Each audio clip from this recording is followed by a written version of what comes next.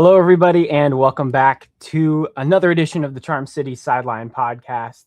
I'm Zach. My co-host is Brad, and we have got some groundbreaking news from the Baltimore Ravens. They have found their head coach. It's Jesse Minter, former defensive coordinator of the LA Chargers and former Baltimore Ravens assistant way back when, 2017 through 2020. But pretty surprising news as of about 5 o'clock today. The Ravens finalized and agreed to terms with Jesse. Brad, I know you were in the crowd of offensive minded first. What was the reaction? What is the reaction to Minter as the next Ravens head coach? Yeah, I'll probably get into it more in a bit after we sort of go through Minter's career path and all that. But it was not my first choice is what I will say. And I think a lot of Ravens fans probably agree with me. Um I think most Ravens fans' first choice was Clint Kubiak, and that was my first choice. And I did feel very strong about having an offensive guy as the head coach. And I think I had four guys ahead of Minter in terms of my rankings of who I wanted to be the head coach. But think about this. The Ravens interviewed 17, they interviewed 20 people, but they interviewed 17 that we know of. And I had Minter ranked 5. So still, I'm pretty happy with it. It's just there were other guys that I would have rather them hired, but it's not a bad decision at all. And I think he's a great coach. I saw Diana Rossini talking about Anthony Weaver yesterday, and I was like, you know what? I'll take freaking anyone. Just don't hire Anthony Weaver, please.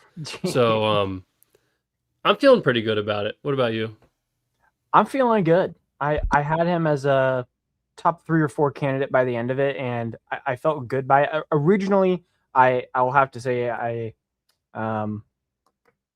ate my words, most definitely. I was a little against Jesse Minter at the beginning, and that was, completely without the due research that we went into throughout the last couple of weeks in the interview process, and us as fans, what we gathered tonight as well, more comfortable. I feel good about this, knowing the Ravens defense is going to get some priority in a way that the defense of the last few years that has been rocky and shaky starting out the year throughout and even into the playoffs where they couldn't force turnovers. You bring in the guy that had the number 1 interception percentage throughout the season last year, and you bring in a guy that last season, 2024, they had the number 1 defense in the NFL. He truly has the resume to get a job. He definitely had the stats to back it up. And it seems like through what Bisciotti and EDC said in their, I don't know what you call it. They're quotes they put out on social. Yeah. Thank you. Their statements saying, hey, this guy is legit. We talked to him and we're thoroughly impressed with him as a leader and as a statistician / football mind. I watched the video of him talking with Derwin James, coaching him up, just single one-on-one with arguably the Chargers' best player, and teaching Derwin James stuff that he didn't know about technique and football and getting around guys. I can't wait to see that side of it with the greatness we have on this roster, that being Lamar Jackson to Kyle Hamilton. I'm just excited about it. Yeah, I agree. Before, we'll get into all of our thoughts about the hire, OC, all of that stuff, but I do want to sort of let you guys know where Minter's from, where he's been all these years, just so you guys can sort of have a background on him. So first of all, his dad, Jesse Minter's dad, has been coaching since 1977. All around college, I think he's been a head coach a couple times in college football, defensive coordinator, position coach. He's been everywhere. And then he actually still coaches. He was at Michigan with Jesse Minter as a defensive analyst and a linebackers coach. And then he's even been with the Chargers alongside Jesse Minter as a defensive analyst the past 2 seasons. So it'll be interesting actually to see if he retires or if he comes to Baltimore with Jesse. So that's one thing. His dad has been a coach his whole entire life. He grew up around football. Jesse Minter did play, as we know. Like Mike McDonald was a guy that did not even play college football, which is crazy.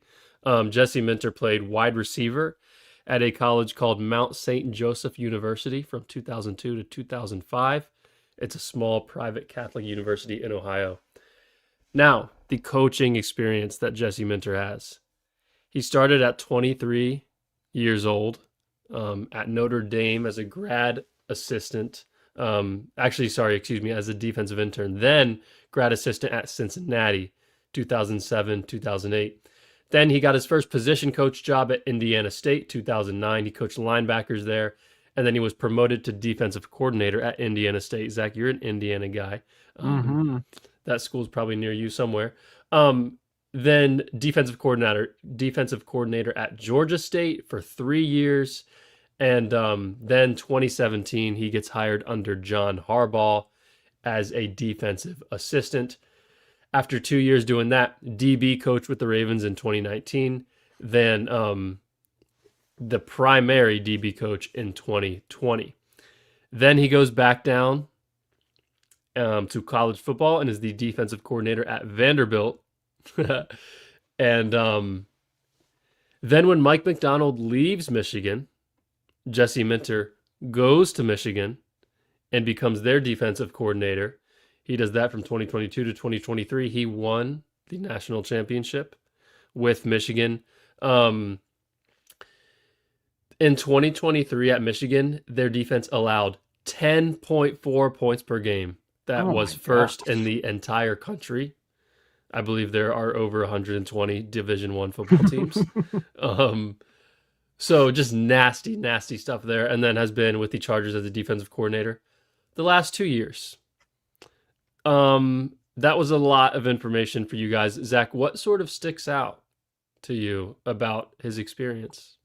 It definitely stems from the Michigan stuff. Like what you said about that stat about 10 points or whatever. Yeah. That's absolutely ridiculous. Through his time with Harbaugh and winning a national championship with them, like you can see him as like a fiery guy. There's a video circulating of him like going to the sideline, I think against Ohio State, and he's like waving them goodbye. Like he seems to have a little, what did Jonathan Gannon say a long time ago? He's got a little fire in his gut. You know, he's got something like where he seems a little more personable than what we're used to as a coach. And that is not only a leader, but also someone that his mind can also be so football oriented and special, coupled with the fact that we've seen him, getting really involved in a rivalry. We've got rivalries in the AFC North.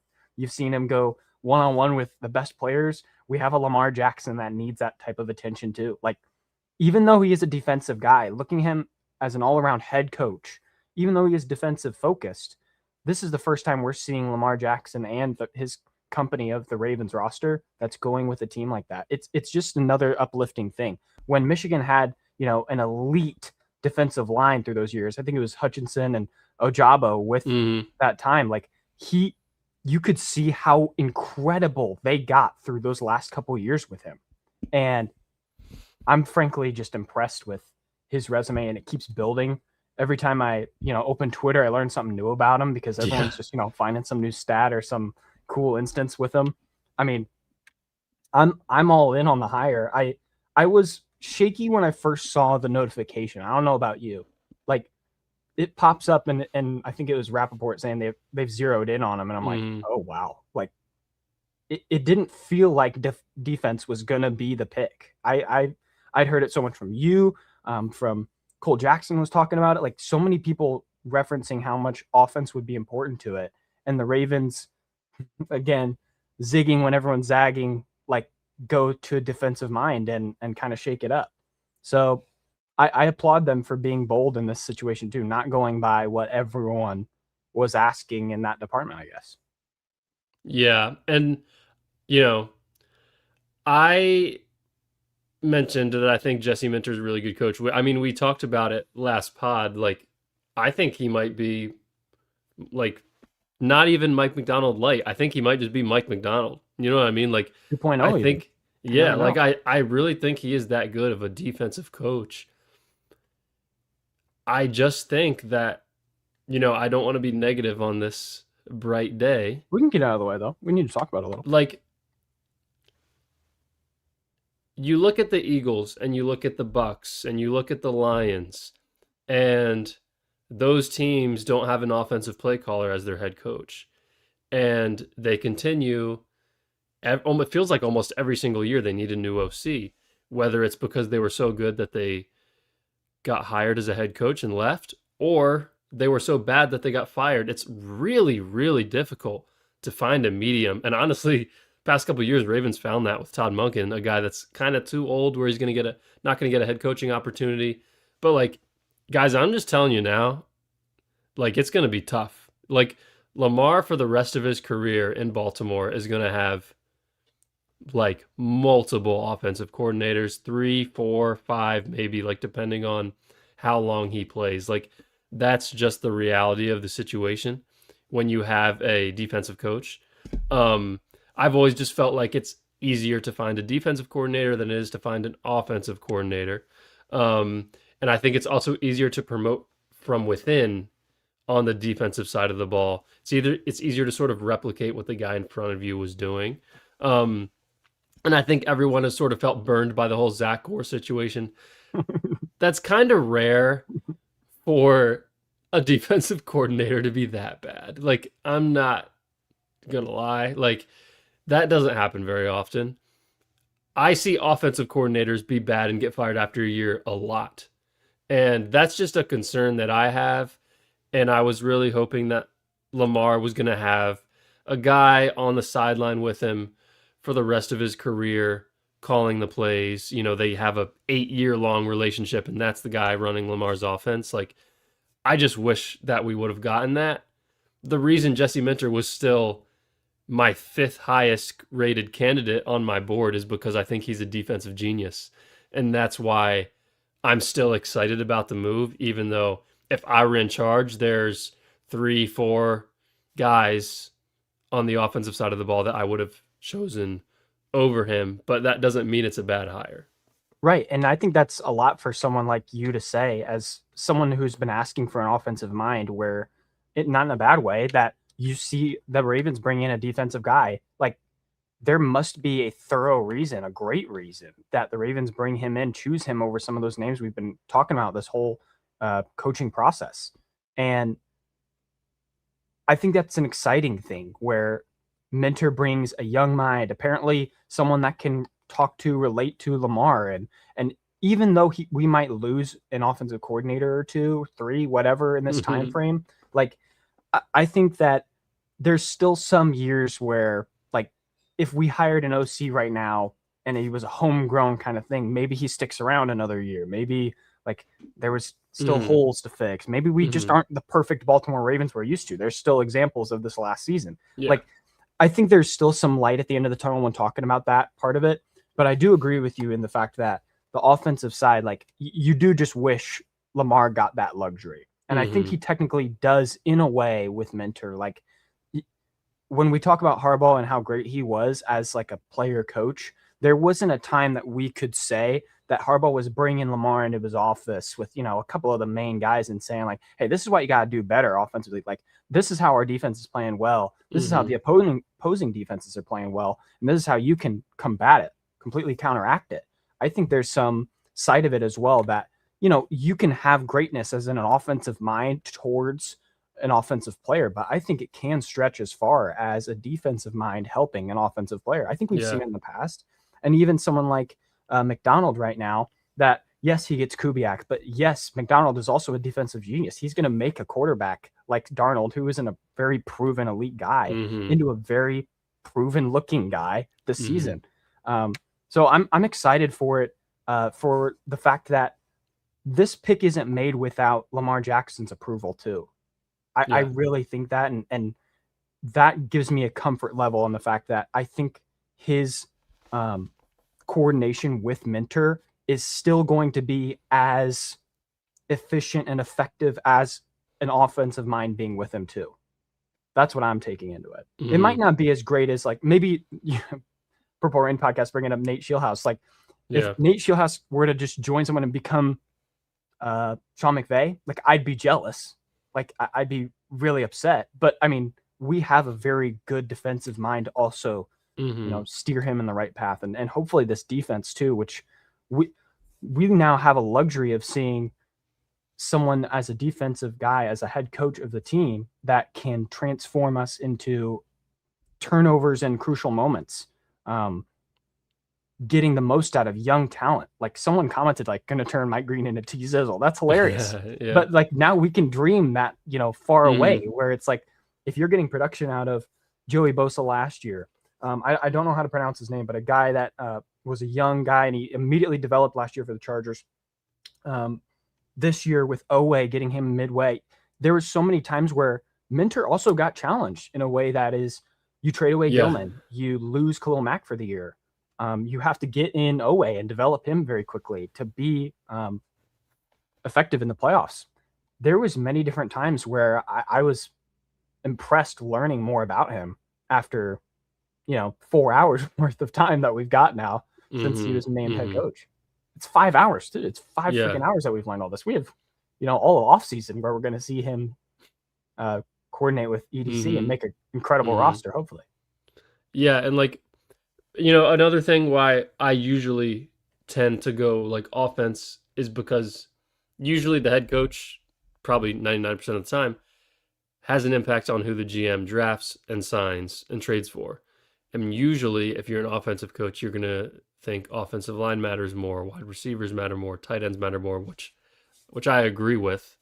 That if you're a defensive coach, you're going to say, no, I think that guard is fine that we have, and I think we need a corner. I think we need a safety. I think we need a linebacker. It could go the other way though, where you are so confident in your abilities that you say, "Yeah, go get that O lineman, go get that receiver. I'm fine with what we That's a nice have." mentality. Yeah, that's Like, and I could see Jesse Minter sort of going about that. And you mentioned it, Zach. Like these guys nowadays, Mike McDonald knows, no offense, but knows way more about offense than John Harbaugh does. Jesse Minter knows way more about offense than John Harbaugh does. So we're getting an upgrade, a massive upgrade on the defensive side of the ball, a defensive genius, a guy who many players in the NFL are saying, stumping them, defensive players saying, like, he's a great coach. He's taught them so much. And he also, like, he definitely knows, like, more about how the offensive game works in today's NFL than a guy like John Harbaugh. So it's like you're getting an upgrade on both sides of the ball, even though it's not a Clint Kubiak or Nate Shieldhouse or Joe Brady, someone that I was a little bit more high on. So, like, that's another way to look at it. You mentioned, Zach, sort of some of the things with LA that Jesse Minter has dealt with and some players that he has made an impact on. Odafe Owe, we talked about this a few days ago. 0 sacks in 5 games with the Ravens this past season. 10.5 sacks in 13 games with the Chargers. That's a 13.5 sack pace over 17 games. Dante Jackson, a 30-year-old corner, played very well for LA this year. 4 picks, 12 PBUs. Tony Jefferson was retired. He was retired. And he's come back and played great ball for the Chargers the past 2 years. Deion Henley, a young 3rd-round pick, inside linebacker. This is his 3rd year, 100-plus tackles the last 2 years. When have the Ravens gotten something like that out of a 3rd-round linebacker? Like, they've had to draft one in the 1st round every time, or trade for a Roquan Smith. And then last year, their corners Tarheeb Still and Cam Hart, they were both 5th-round rookies, and they both played all season and played great.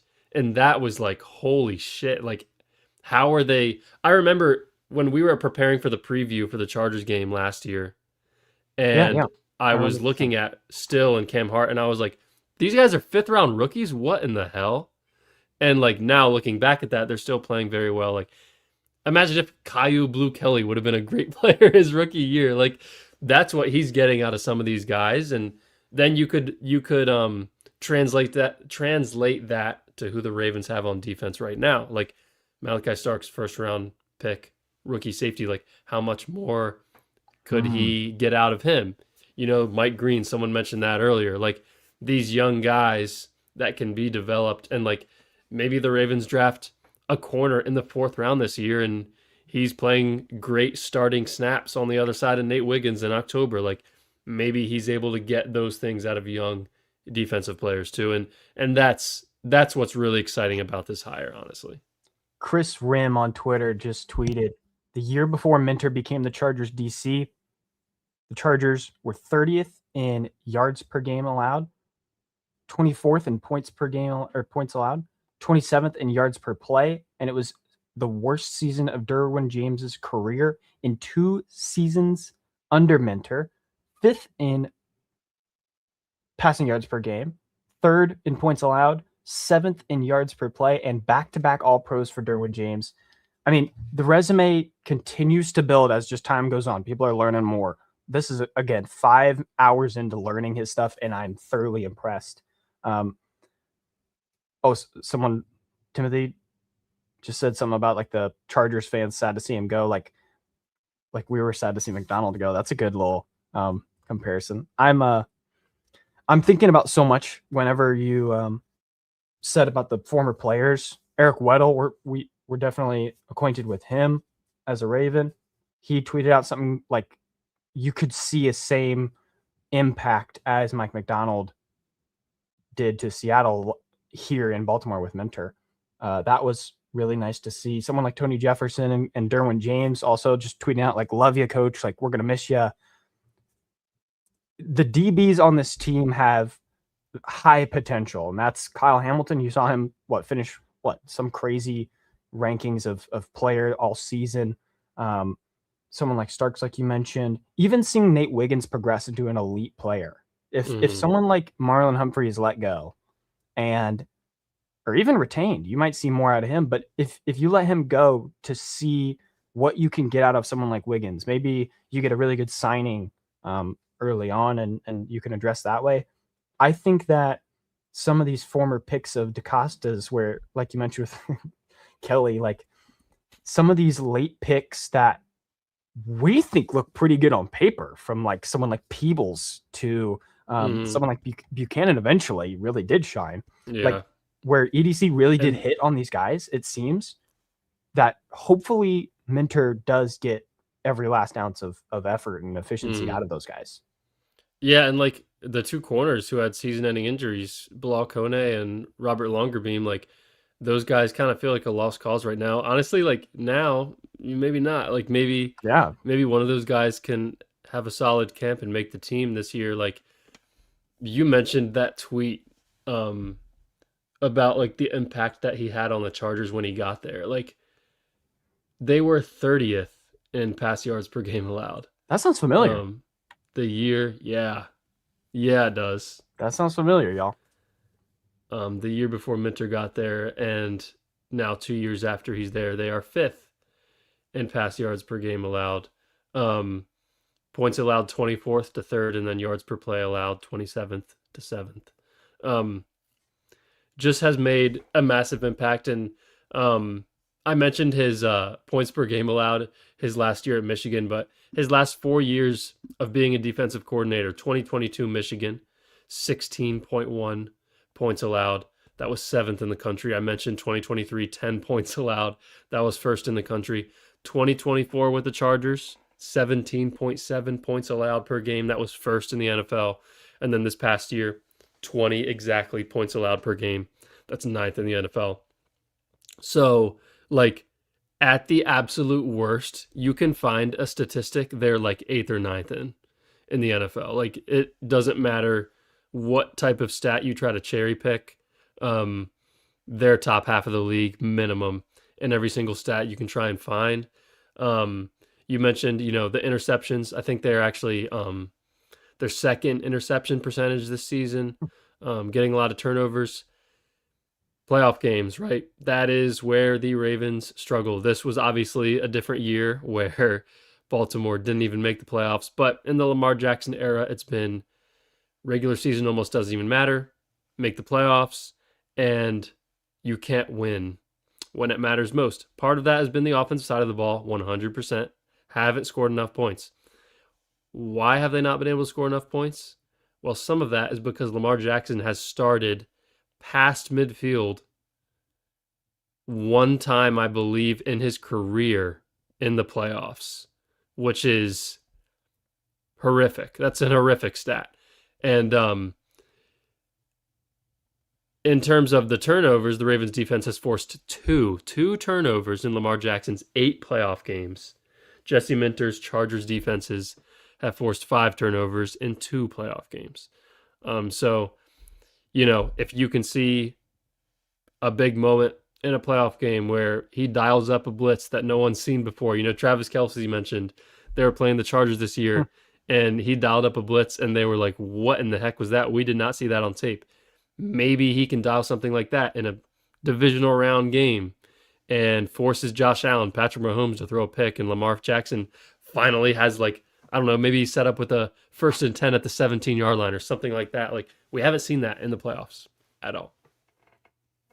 Yeah, and that'll be refreshing. And I'm again excited to see what young people on this team like grasp to whenever it's Minter and conversations, and just how Harbaugh would address this team all the time, where it's like a motivational thing, but also like a player's coach, as in I'm trying to motivate you. I'm going to handle this as I can only say a CEO because I say it as like, hey, I need you to do this for me. I need you to do this for me. And it's not like that's a transactional thing. This goes a little deeper, and I might be sounding stupid too. But like what Minter can do is literally show you. He's literally pulling Derwin James to the side and saying, hey, you got to do this. Like the hands-on approach to a coach is a lot different than what being just told to do something. Like a board is behind him and John Harbaugh's pointing at this, laser pointer at this. Minter seems like a guy who's going to go up to you and literally make sure show it right to you. And the effect of that going into postseason, where think about this, regular season to postseason, if you're being told what to do in the regular season, and the stakes definitely get higher whenever you go to the postseason, if you don't actually adapt to that as in a coaching mindset and an effort level through those weeks, maybe Harbaugh did that, but it was never really shown when you go to those games in the postseason with Lamar Jackson under that time. There was never like a game where it felt like the Ravens were just above and beyond their talent level that we'd seen all year, and then they go out there and just completely crap the bed. That's what we got used to. We didn't see a full year of this dominant team that stays that way. There was just this level of choking to giving up, and now we can see just with a fresh voice and a different approach to all of this as in a leader, he can provide a spark that no one in that locker room has seen as a Baltimore Raven. From their times of choking, that gets out of the locker room. It's been rid of, and now someone like Minter can change the philosophy of how this team thinks. You're a championship level team and act like it. And again, a full offseason of this kind of mentality, mindset is just very exciting to me. And besides the fact that I think someone like Sutton commented, like, you can even like address the offense like stupid. Maybe you just go out there and pay a bunch of guys because that helps someone like your OC to allow someone like Minter to just develop young guys on the defense. There's just so many levels to this that I'm excited about. And I just can't wait. I can't wait to see the philosophy of this team and the construction of this roster through Minter's eyes as well. Yeah, definitely. Like, good comment from Wrigley. A good defense forces pressure. Pressure forces turnovers. Turnovers give us better field position and will let our offense feast instead of having to consistently march down a long field.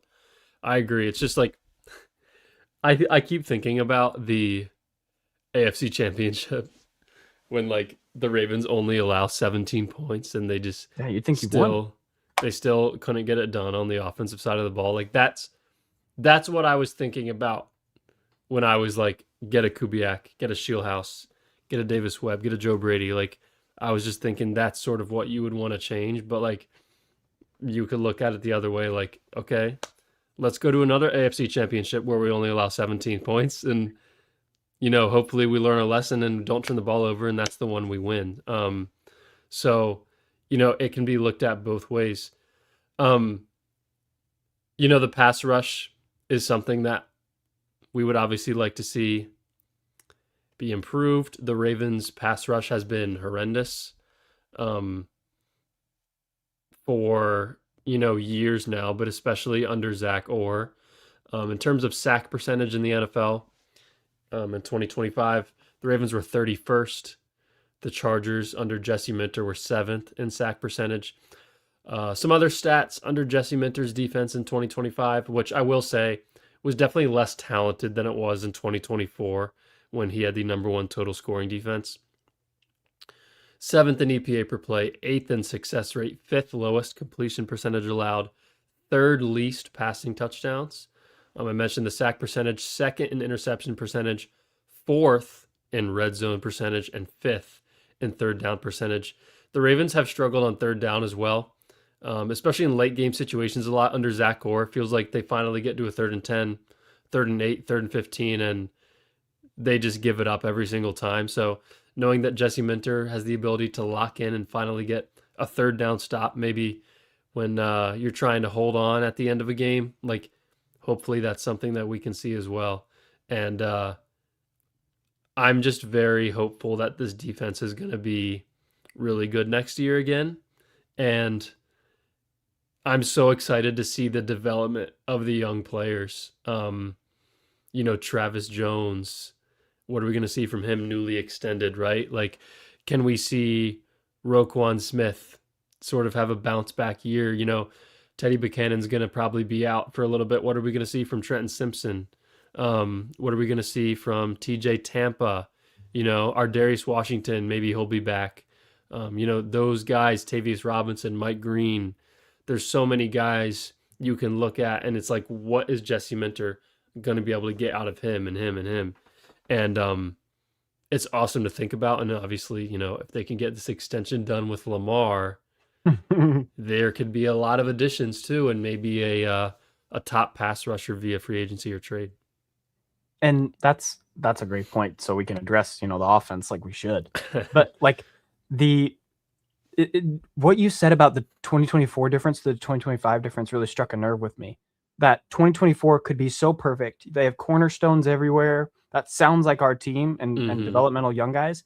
And then worst case scenario comes 2025 and you lose a couple of those cornerstones. You lose a couple of the young guys, whether it's free agency all the way through the season, trades, acquiring guys. Like they had everything happen last year and yet still provided a top 10 defense. Mm-hmm. With our offense, if it is clicking with whoever this coordinator hire is, it seems like the ceiling would be a top 3 offense along with a top 3 defense. Now, that seems a little crazy to think of, but the floor would be a potentially top 10 defense and whatever the offense is getting. I mean, shoot, that could be, much worse as well, but there still is a great looking side of the ball now that we can count on. And this last season proved that we needed something like that, where the offense couldn't get going. You try to get Huntley in there, you get sparks, but it's just not enough. Defensively, you have to trade away, get Gilman, you get a spark, but it's, again, not enough. Like, the team wasn't built to last throughout the regular season. And now we have a guy that can bring that mentality and coaching job in to provide that for this team, to provide like a stability in groundwork to stand on as a team and how it's built. Next year, DaCosta doesn't have to go stupid with the defense and their acquisitions and roster. Like they should. We're hopeful for, an elite pass rusher acquired at some point this offseason. But you don't have to push all your chips into that now. You can also look again at the full widespread of the Ravens roster and say, wait, we do need help here at the offensive line. We do need maybe to think about a wide receiver 2/3 again, maybe re-signing someone like Likely. You never know. Like, the Ravens truly have the playbook fully open again. That's exciting to me, that someone like Harbaugh kind of gets the rocks a little shaky there. And the opposite would be what we have with Minter, where it feels like one side is um, going to be counted on throughout his time here.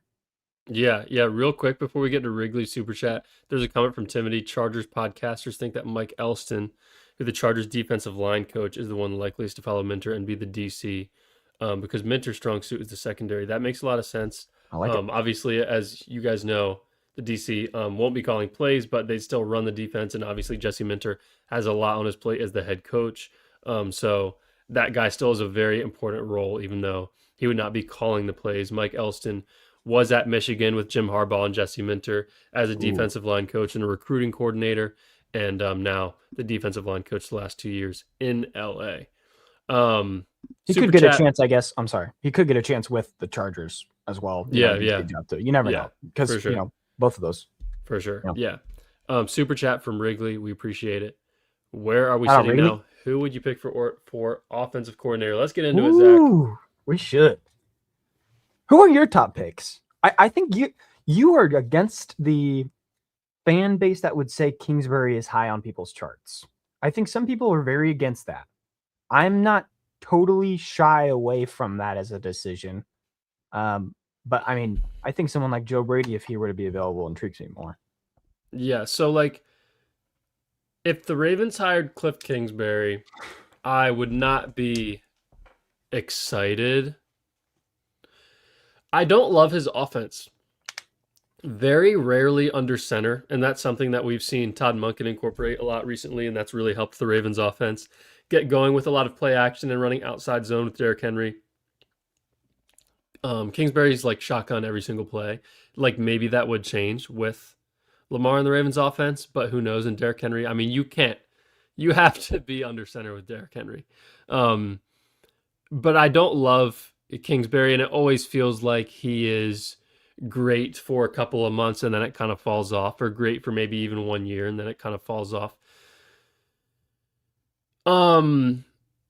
Obviously, my number one choice would be a tie between Davis Webb and Nate Scheelhaus and Joe Brady. I'd say the three of them would be Ooh. tied for me. I don't really have, the three of them is kind of like whatever for me. I would love all of those guys. I think honestly, maybe Joe Brady would be my number one choice just because what I saw from him in Buffalo and similar personnel. Um, I there are also guys that are OCs under a head coach that calls plays. So you look at Mike LaFleur with the Rams. You look at Clay Kubiak, who DePlug commented with the 49ers. You look at Declan Doyle with the Bears under Ben Johnson. There are guys out there who are current offensive coordinators that could leave to take this job with the Ravens because it would be an upgrade going from a non-play caller to a play caller. Clay Kubiak, that'd be really funny if the Ravens ended up hiring him. He'd be another guy I'd be really excited about.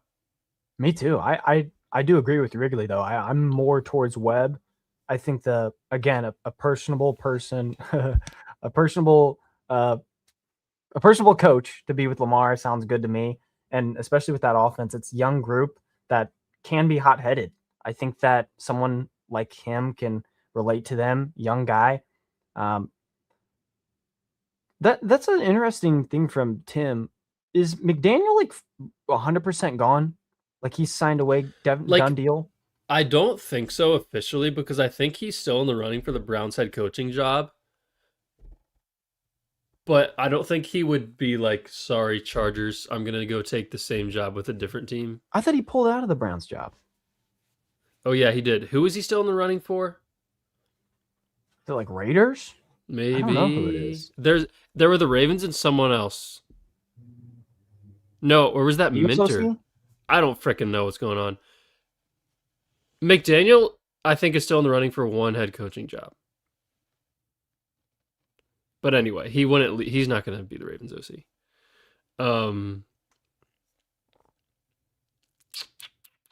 Might be Vegas. My number one choice would be Joe Brady. I'm gonna say Webb. Brady. I'm going to include Kingsbury as a very last option. But again, if you just listed Minter as your last option, maybe that's our curse right now. Maybe our last pick is going to get our last pick of our top guy. Maybe that's the, I don't know. Yeah, like Or Kubiak, that sounds good too. Clay Kubiak would be awesome. And that's an interesting point to bring up, that the offensive head coach and the non-play calling offensive or coordinator. That's a good point. They might Because be able to snag something like that. it isn't that happens all the time where a non-play calling OC takes a job as a play calling OC. There can even be a guy that's kind of in a bad situation. I mean, you probably wouldn't want one of these guys, but like Tanner Engstrand, like the Jets OC, like he probably doesn't want to be there. I think he was from under Ben Johnson, and he probably really regrets taking that Jets job now. Um, Obviously, Ravens fans probably wouldn't be very happy with the Jets offensive coordinator from last year, even though I do think he's good. I think he was calling plays for Justin Fields. Um, I don't know if there's any other guys I can think of. Um, it's really like Webb, Shieldhouse, Yeah. Clay Kubiak, Joe Brady are like the guys I'd be thrilled about. After that, you look at Kingsbury, I'd be okay about him. Are we thinking, is there anyone else we're missing? I don't think so. There could be, some, homegrown guy he brings with him. I truly don't know. It sounds like what Schefter and company were saying was that those last couple of interviews with former offensive coordinators that were brought in as head coaching interviews, like they would consider them, which makes me think that it doesn't totally go all to Minter as in his decision. It sounds like it could also be like towards DaCosta. Yeah, it's like a collaboration. Yeah, that kind of a pick too. Especially with Minter just being there. Like when Harbaugh's been the head coach for 17 years. That's a good point. He is probably fully in charge of who was the next OC in DC when Minter is just getting there. I mean, he's a rookie head coach. I think Eric DaCosta, Ozzie Newsome are going to sort of help him out, assemble a coaching staff for sure. Yeah. And then not just OC, but you got to fill in the whole entire coaching staff. I know I've seen people talking about like O-line coach is a big deal. Every position coach is a big deal, but like I'd say DB coach is not something that I'm super concerned about because Jesse Minter is basically a DB's coach. But you look at things like that. Like I'd say my number one concern besides OC is probably offensive line coach because that was a struggle this year. I was watching Ravens Collective earlier, and someone commented George Warhop for OC, which I texted Zach, and he was very concerned for a little bit because he thought I meant the Ravens hired George Warhop as their offensive coordinator, which would be terrible. But anyway, yeah, offensive line coach is a big deal. It matters a lot. Yeah, we're scarred by that, dude. Like I'm totally with you. I totally think that's a big deal. What's crazy about last year, besides Zay Flowers, did every single player on the roster regress? Ooh. You think every single? We're talking defense. Who am I missing? Offense. Everything. Who am I missing? You don't think Hamilton played a little better? I guess he was banged up a little, but he was getting like, not really, but there's like guys ranking him in, Hamilton, you can say now, he definitely wasn't like, I think 2024 was definitely the best year of Hamilton's career. Jordan Stout, okay. But that's a good one.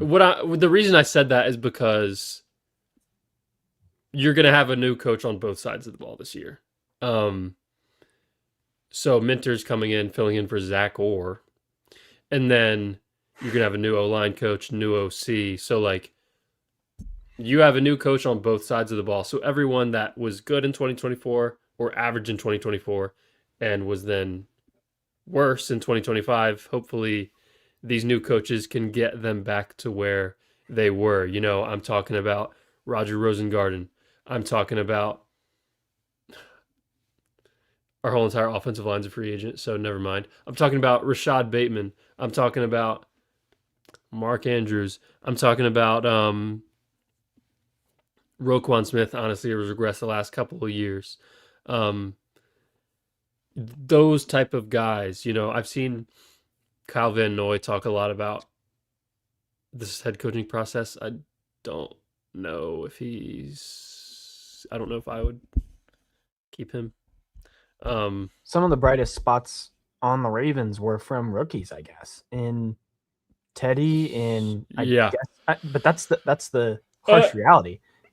I'm saying bright spots from Mike Green and Malachi Starks, and we hardly heard their names this year. Yeah, Mike Green had, I think, 3.5 sacks. Buchanan was probably the best part of the Ravens' defenses, and shock wise, like, right? I don't know who else would be. This comment John from Jenkins, Tim, I guess. Yeah, John Jenkins. He was pretty freaking surprising. This comment from Timothy just made me think of something. He said, "I'll have Zach or PTSD until we don't give up 30 points plus to a good quarterback." I completely forgot about this, but I am pretty sure in Jesse Minter's 2 years with the Chargers, they have allowed a 300-yard passer one time. I'm pretty sure. Whoa. That has not been the case for the Ravens. We're getting up 300 to Malik Willis. We're getting up 300 to whoever wanted it. Yeah, and it was Joe Burrow, so that's unfortunate. As I yawn away right now. Oh, yeah. What else? I'm very excited for the press conference, seeing how he just speaks to everybody. Zurich mentioned it. I think that, coaches usually get to decide how much media presence is allowed around the Ravens, usually with Harbaugh and having different rules. I think that's going to be interesting with him. He's a young guy. Like, how much does the outside noise really creep into the Ravens? Like, how much does he allow? Obviously, there's going to be some, but how much does he also allow within the locker room? That'll be fun to watch. Again, just throughout, this is just like the first chapter of this offseason that can potentially be so great. Like, when we were talking about last offseason, the importance of re-signing Ronnie Stanley.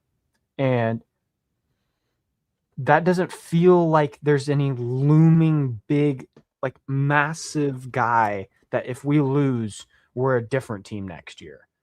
I mean, left tackle is also a premium position now. So we feel very strong about someone like Linderbaum.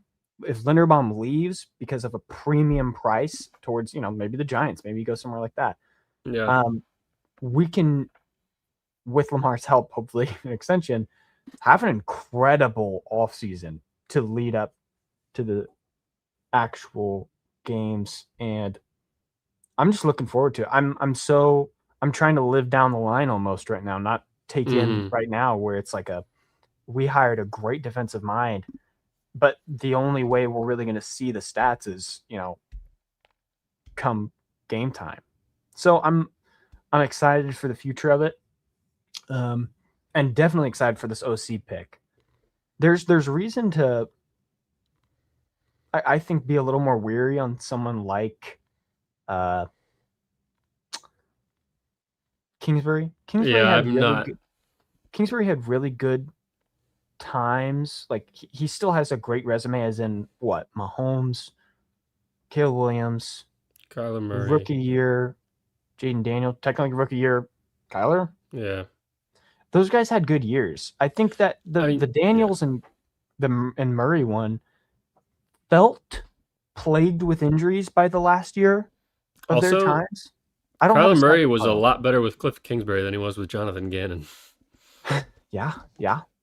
Um, that'll be fun to watch if they really feel serious about Kingsbury, or if it's more of a like I'd be surprised if someone like Joe Brady doesn't just go back to the Bills if they want him. That seems like the perfect match. But As a head coach.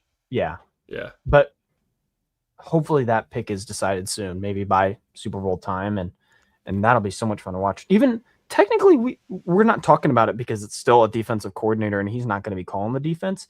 But if Minter is more secondary based, and you get someone like, I forgot his name, you said it earlier, the Chargers D line guy, or Mike anyone Elston. really with a defensive line expertise, I'd be very thrilled about that. I'd be excited about that. That another young mind that's following in their footsteps, as in, I guess, what Sutton's saying, the Harbaugh tree, technically, if you go from Harbaugh, John and Jim to McDonald to Minter to whoever honestly he brings though, under him, I guess. the Harbaugh tree, if Minter ends up being a good coach with the Ravens, and you got Jim, John, McDonald, and Minter, that's a decent tree right there. Yeah. Is there anyone else that we're missing? Hmm. Zach Orr? Mm-hmm. I don't know, man. But honestly, like, other guys that still float around the NFL, like we might see a couple of names pop up that might be coordinators, right? Apparently, yeah. Martindale. Apparently, Monken's going to go to New York with him and continue. Like Harbaugh and Wink don't like each other anymore, right? I'm looking at Weaver, yeah. who the Ravens have under contract this next year in terms of the D line. So they have Peebles, John Jenkins, Travis Jones. Yeah. They have Broderick and Namdi. I think both are done. And then edge, they have Adisa Isaac, Mike Green, and Tavius Robinson. Minter, I'm gonna grow to love you, but please don't just take those three into next season, right? I mean, let's get some help there. That's again going future down the line here. That first round draft pick. Where 14. do you want the biggest impact? Do you want corner help if you get rid of someone like Humphrey? Do you want an elite edge if there's one available? It doesn't seem like there will be. Do you want a wide receiver, as it seems like there's going to be a plethora of them? I mean, I would go O-line? There's still like there's not a best player available mentality, but I mean, yeah, I mean, kind of is. I would have a BPA mentality of 14 for sure. Of those positions I said? Of anything. I wouldn't take a running back or take a DB. I said like a safety. If there was a safety that I felt was like the 8th best player in the draft and he was there at 14, I would take him. No. Yes, I That would. sounds like you're on crack. They don't have 3 safeties for next year. We have 2 first-round safeties. You don't need to do that. BPA, man. I'm like, that's something I fully agree with the Ravens. Like, BPA is so much better. Though. I'd be fine with another safety. Kyle Hamilton's not a safety, he's a nickel. Still, 3 safeties. Newt Jones, let the fans be the OC. That would go well. Be mad in this crap. Let's go. Every single fan gets to call one play per season. Per game? Per season. Wow. Because there'd be a lot. Get your one play. Yeah, get your one play ready. Imagine how many trick plays we would see. Oh my goodness. Is there trick plays in Madden? I don't know if there is. Like borderline. Like there's reverses and stupid stuff like that, like running back passes. I'm gonna be honest, guys. I have not watched anyone yet. Any draft prospects. I could form a fake opinion if I wanted to on someone, but I'm not going to. Try it. But Zach and I like really dive into that stuff like in March. Oh, it's gonna So be if anyone awesome. wants like, if anyone's been yearning for Ravens draft content the past couple of years and hasn't been able to find what they're looking for, Zach and I do a lot of that in March and April. And hey, I'm gonna pat Um, us on the back here. We were pretty good last season. yeah, I think we I were would too. say we were even some late round picks. You nailed a little I got Wester in there. I don't remember who I got. Wester was my late round gem, and your late round gem was Jay Higgins, who made the Higgins. 53, who made the 53 man roster. And also, we did like We'll Teddy dive into Buchanan. the offensive line this time. We'll We get into liked it. Teddy Buchanan a lot, like early April, and he was drafted. I did. Oh, yeah. Zach had a really Thank you, good son. Monday night. I had a great Monday. Um, you know what is funny is Jason LaConfort was actually right about something. He said the Ravens are going to hire Jesse Minter a couple days ago, and they did. I am like, I am a little disappointed that they didn't wait for Kubiak and Shieldhouse and Davis Webb and Shula. But I guess Minter was just their number one guy, and they couldn't let him go.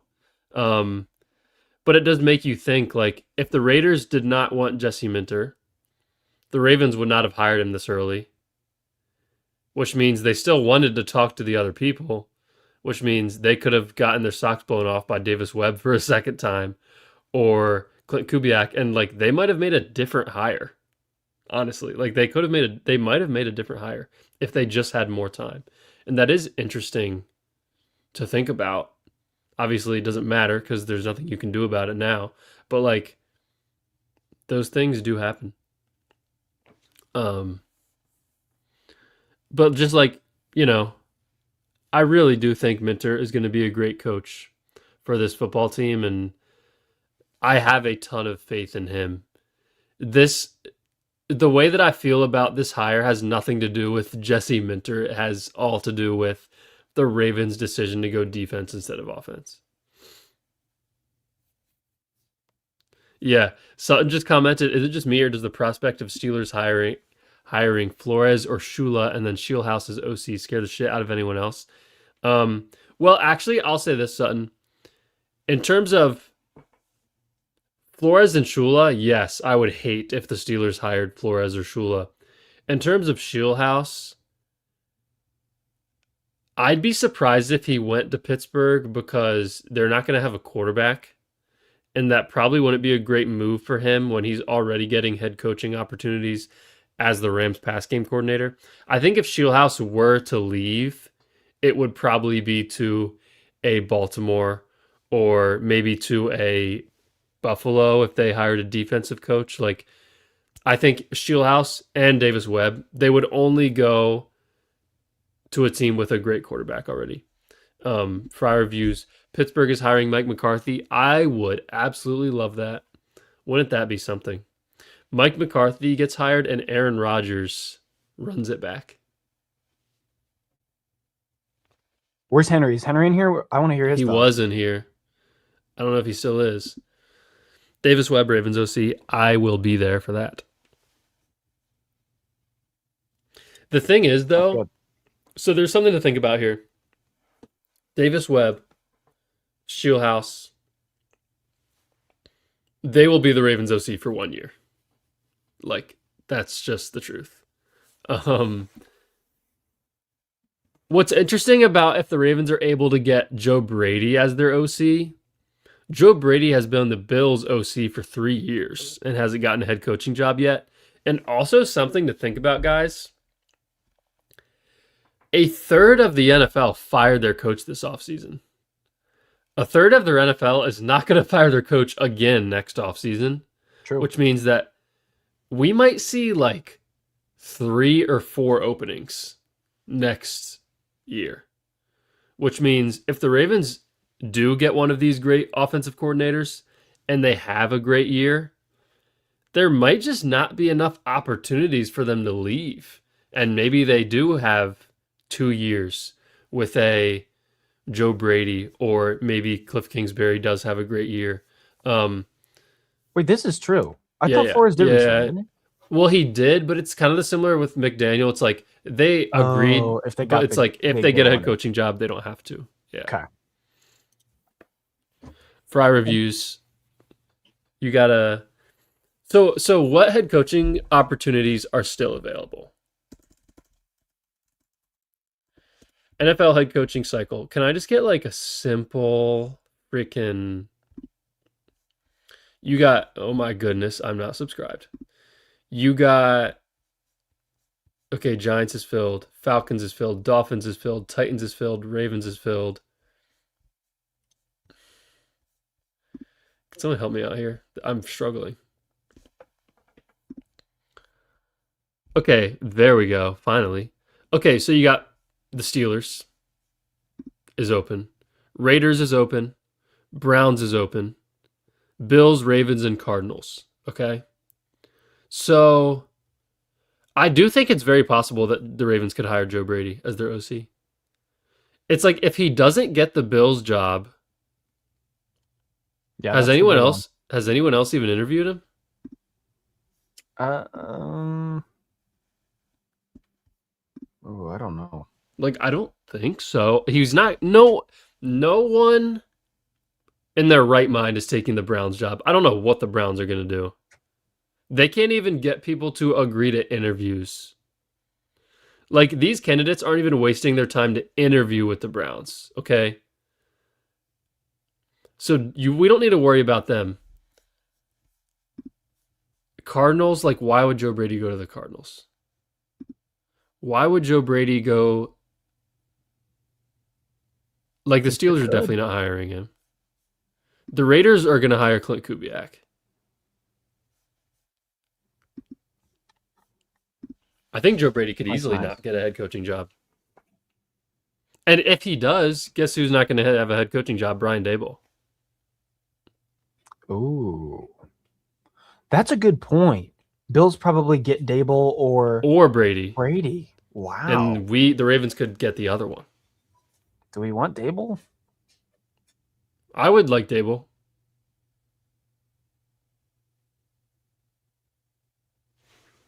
Brian Daboll is like might not even. Josh Allen probably wouldn't be like the player he is today without Brian Daboll. That's who sort of turned his career around. I like Brian Daboll. Brian Daboll, I will say, if we're talking about relationship with Lamar Jackson, I don't know about that. I don't know about that. Joe Brady and Lamar would get along very well. So Cliff Kingsbury and Lamar would get along very well. Yep, that's good. That's a good one too. Davis Webb and Shieldhouse would as well, for sure. I would be a bit concerned about Daboll there.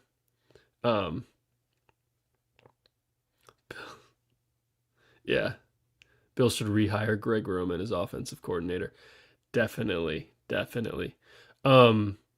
Guys, 35 people in here. If anyone hasn't liked the video, you should.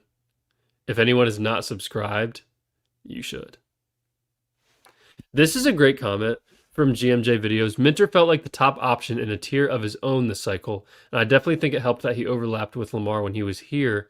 I bet Lamar already got a great impression of him. Yes, and we heard Zrebeck report. We heard Zrebeck report that Lamar and Minter had a good relationship when Minter was here.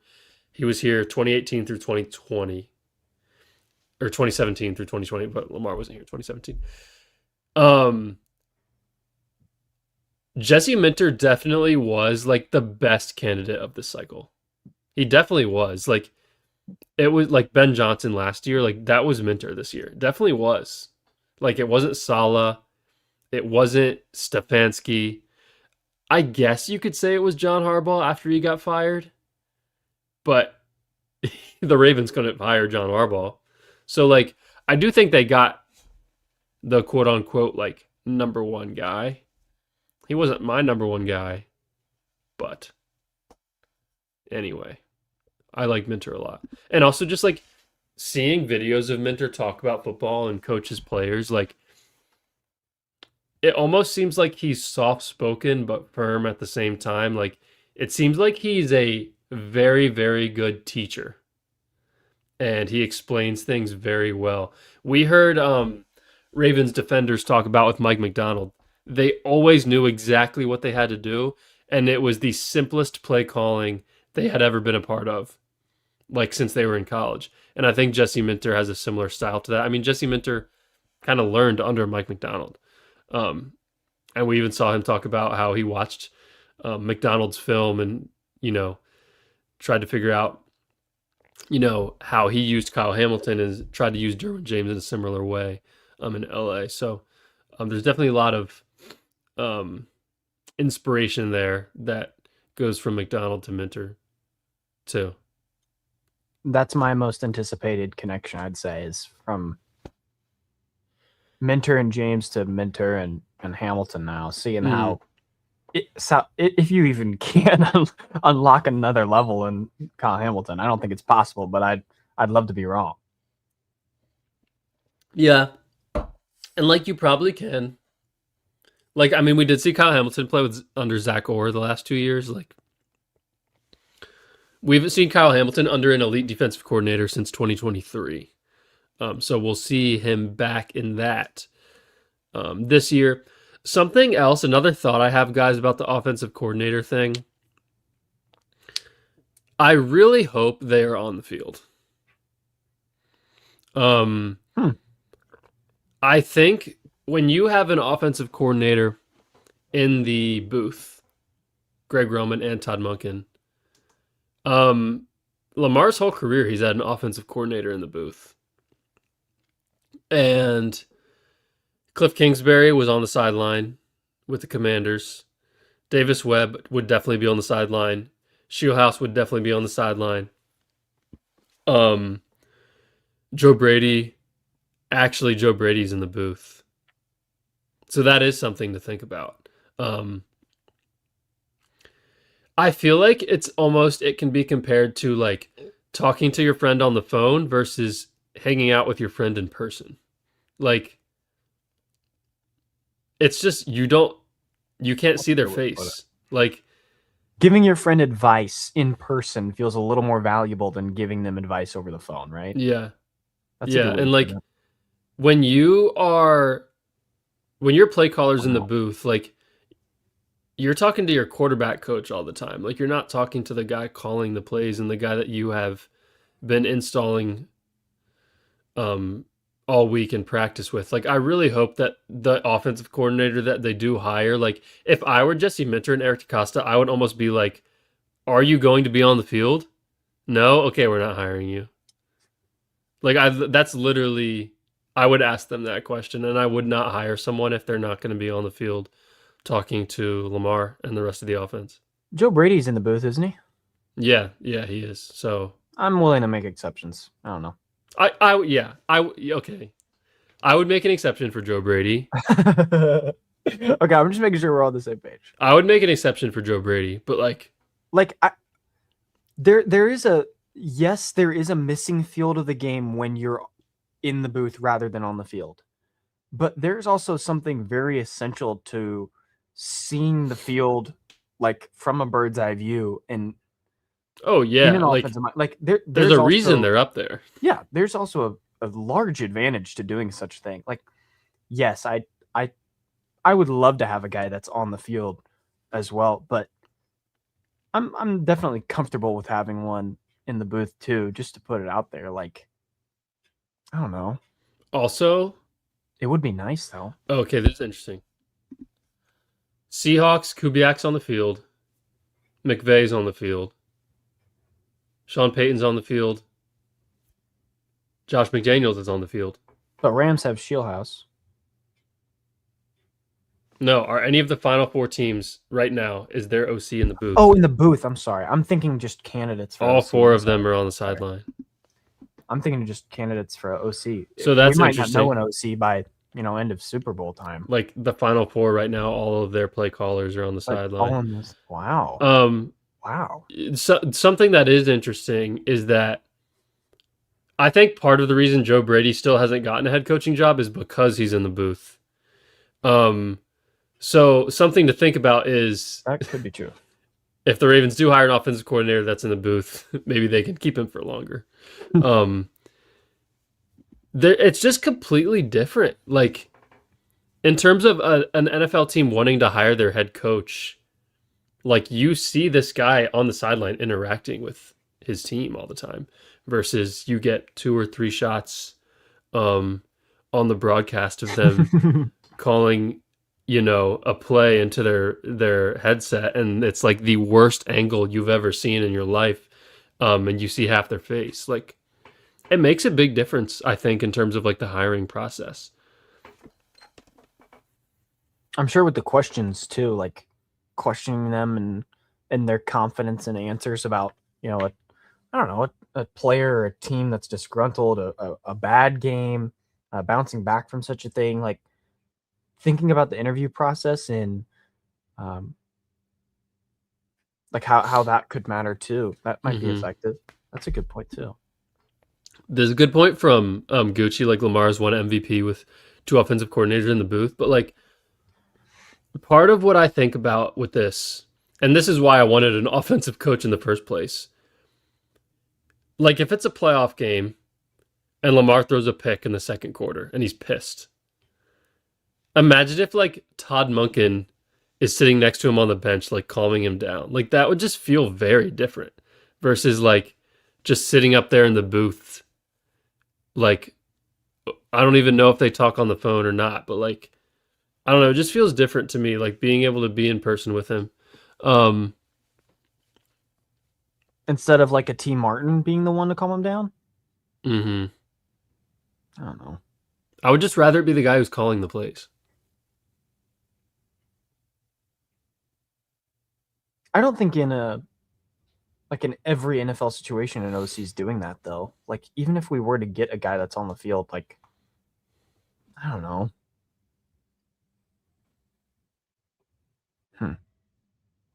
I just think there's a lot more advantages when your play caller's on the field. Like Mike McDonald was on the field as a defensive coordinator. I think the Ravens would have been able to retain Mike McDonald for a longer period of time if he was in the booth. I really think that's true. I don't know. I think coordinators that are on the sideline get hired quicker. That actually could be true. It's definitely true. But I don't think I agree with having more advantages. I think that's about the same still. But I will give you that it feels like people on the field get hired before though. They definitely do.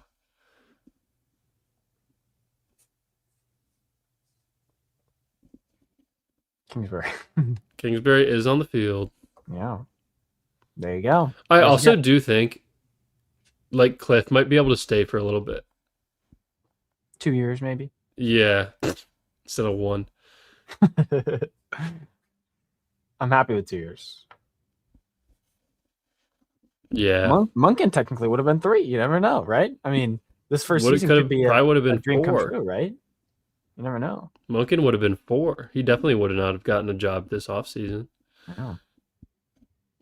Want to see one of the Browns grab. He's one of those interviews, I guess. Him and Schwartz. Comment from Charles, I don't want to be negative at all. I love this team. It just feels like we went shock with the best job opening in years. I mean, I kind of mentioned this right when we started. Like, Minter was my 5th choice. There were a lot of other guys that I would have rather the Ravens hired. Chalk would be the best pick available. Yeah, that is true. You don't agree with that, right? You're not saying Minter is the best.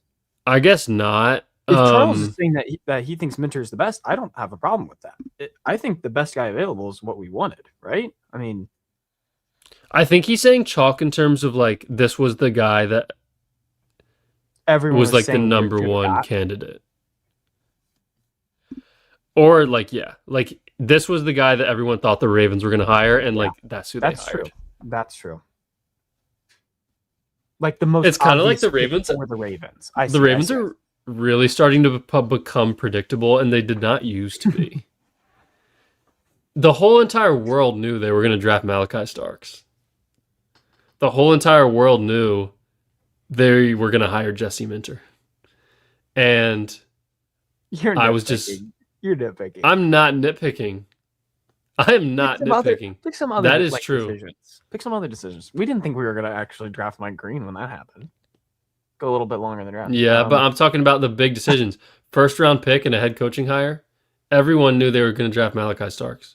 Do you think it was predictable that we were gonna start Falele the entire season, no matter what? Yes, I do think that was predictable.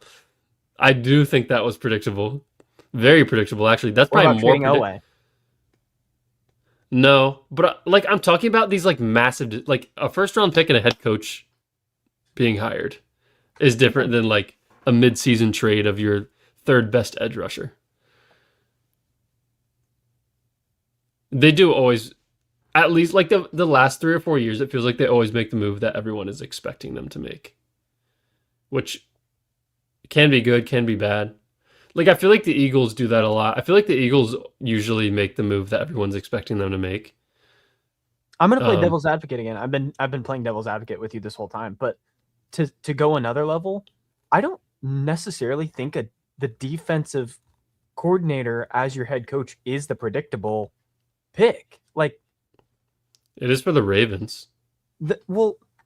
I think the most predictable would have been like you go after an offensive mind because everyone was bargaining for it. I feel like that's the most predictable, right? Like just by definition. So I don't know. I don't think it's. I don't Minter think is the it best, is. the betting odds guy. I do agree with you in that fact, and Charles, I do appreciate that. I think that that technically is predictable, but I think the most predicted as of what last week around this time was an offensive guy, probably Kubiak, right? I feel like that was Not in terms of like the options. Ravens' job. Everyone in the world thought the Ravens were going to hire Jesse Minter. I thought it flipped at some point. I don't remember who it was. I don't think it did. I have to look. Like when the Ravens lost to the Steelers, people were putting like Jesse Minter like in a Ravens uniform, in a Ravens freaking polo. I didn't feel that as much. It was just me. Sutton commented, "You guys think the Ravens felt pressure to make this hire ASAP?" Absolutely.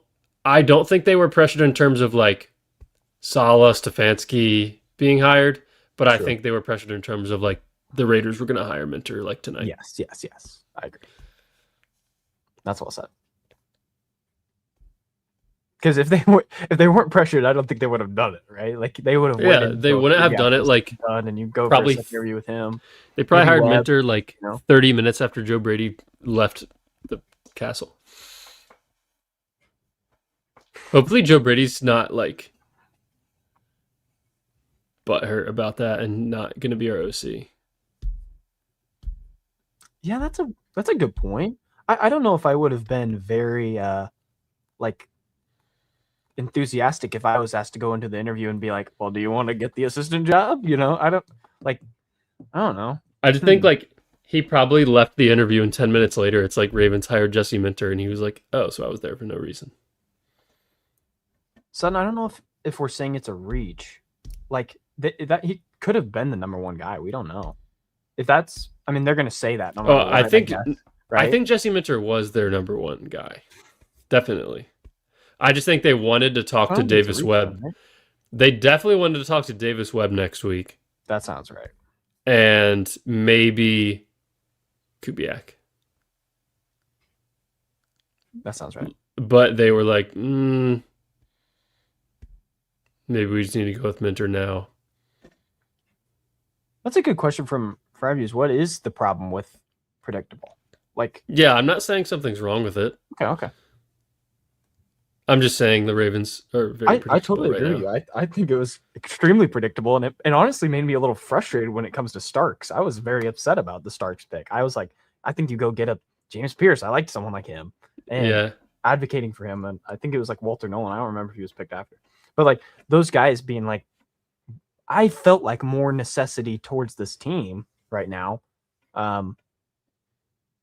They clearly thought otherwise. Like Nate Wiggins was not predictable. I agree. Zay Flowers was very predictable. Everyone knew they were going to draft Zay Flowers. Yeah, we were all in the Instagram group chat talking about that. So honestly, it's kind of been every other year. Like trading Hollywood and then drafting Linderbaum was kind of crazy. Um, That was crazy. 2021, I think everyone knew they were going to draft Bateman, but then the OA pick was surprising. So I mean, they're not insanely predictable. It's really just been the Starks pick and then hiring Minter was like As of late, yeah. everyone knew they were going to make both of those moves.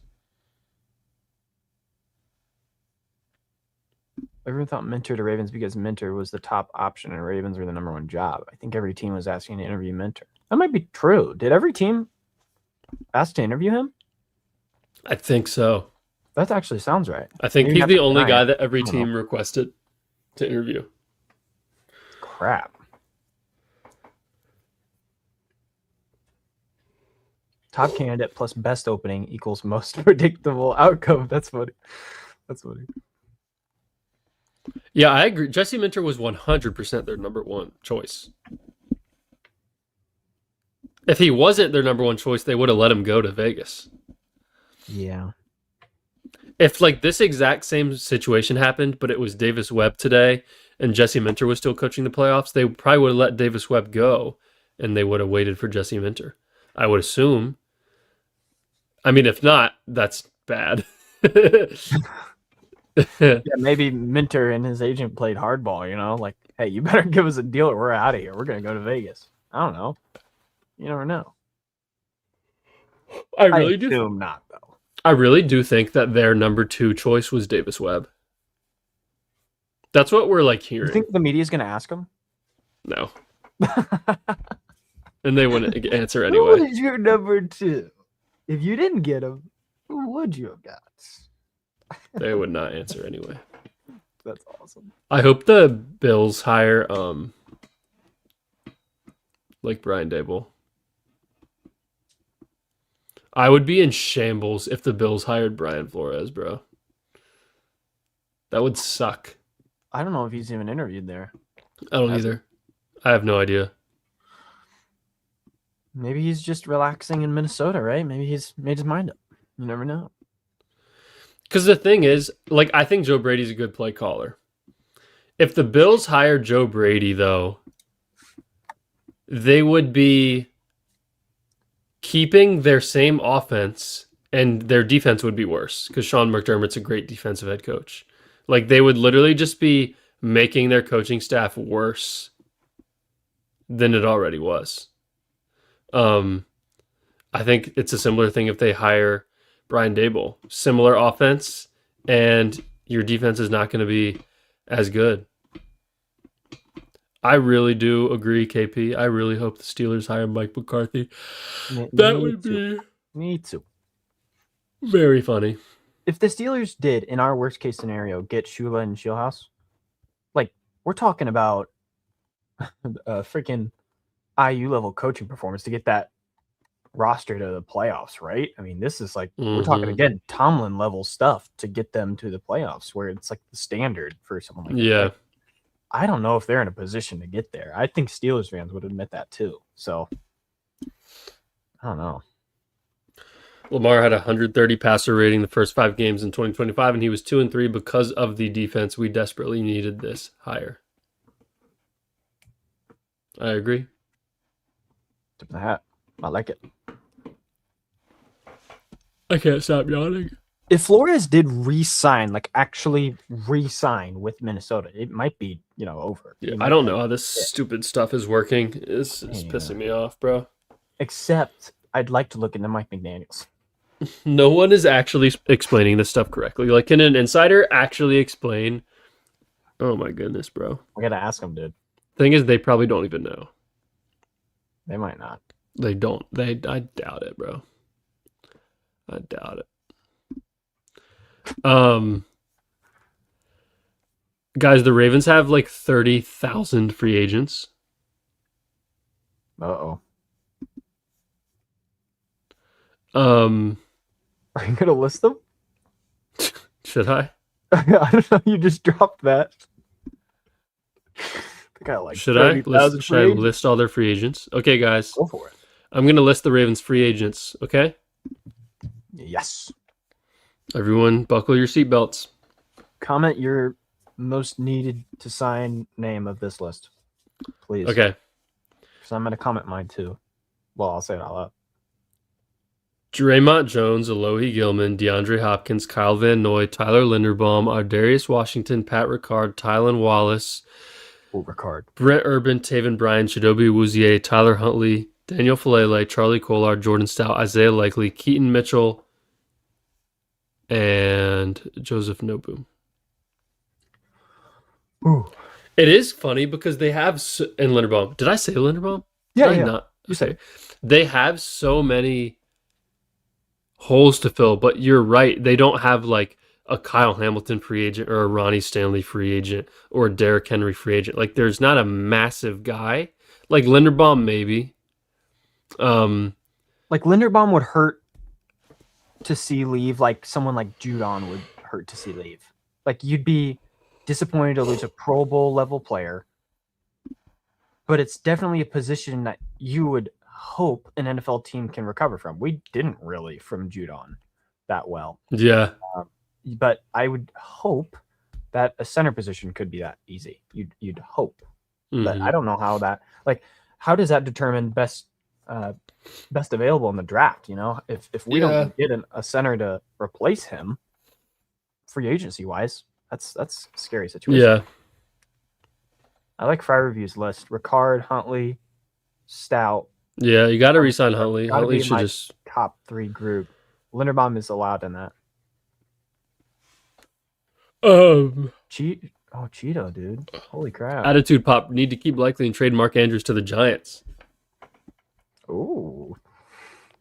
You could talk us into that. The only problem is I think Lamar is an Andrews guy. Yeah.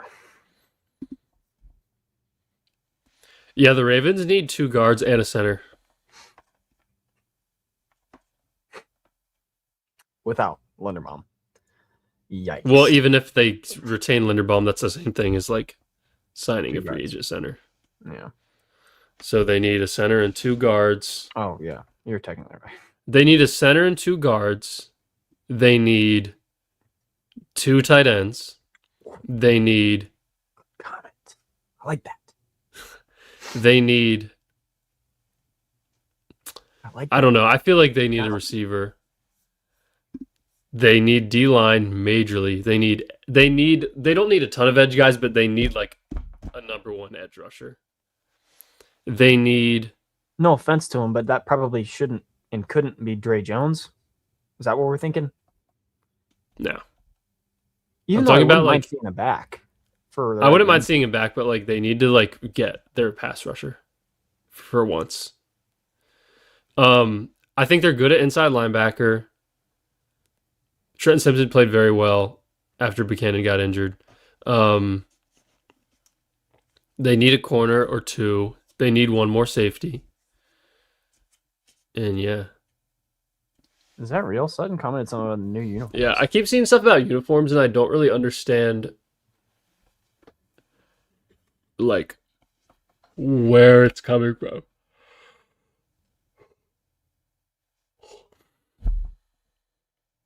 I don't want I think the Ravens have amazing uniforms. If they're like changing all of their uniforms, like I would hate that. Me too.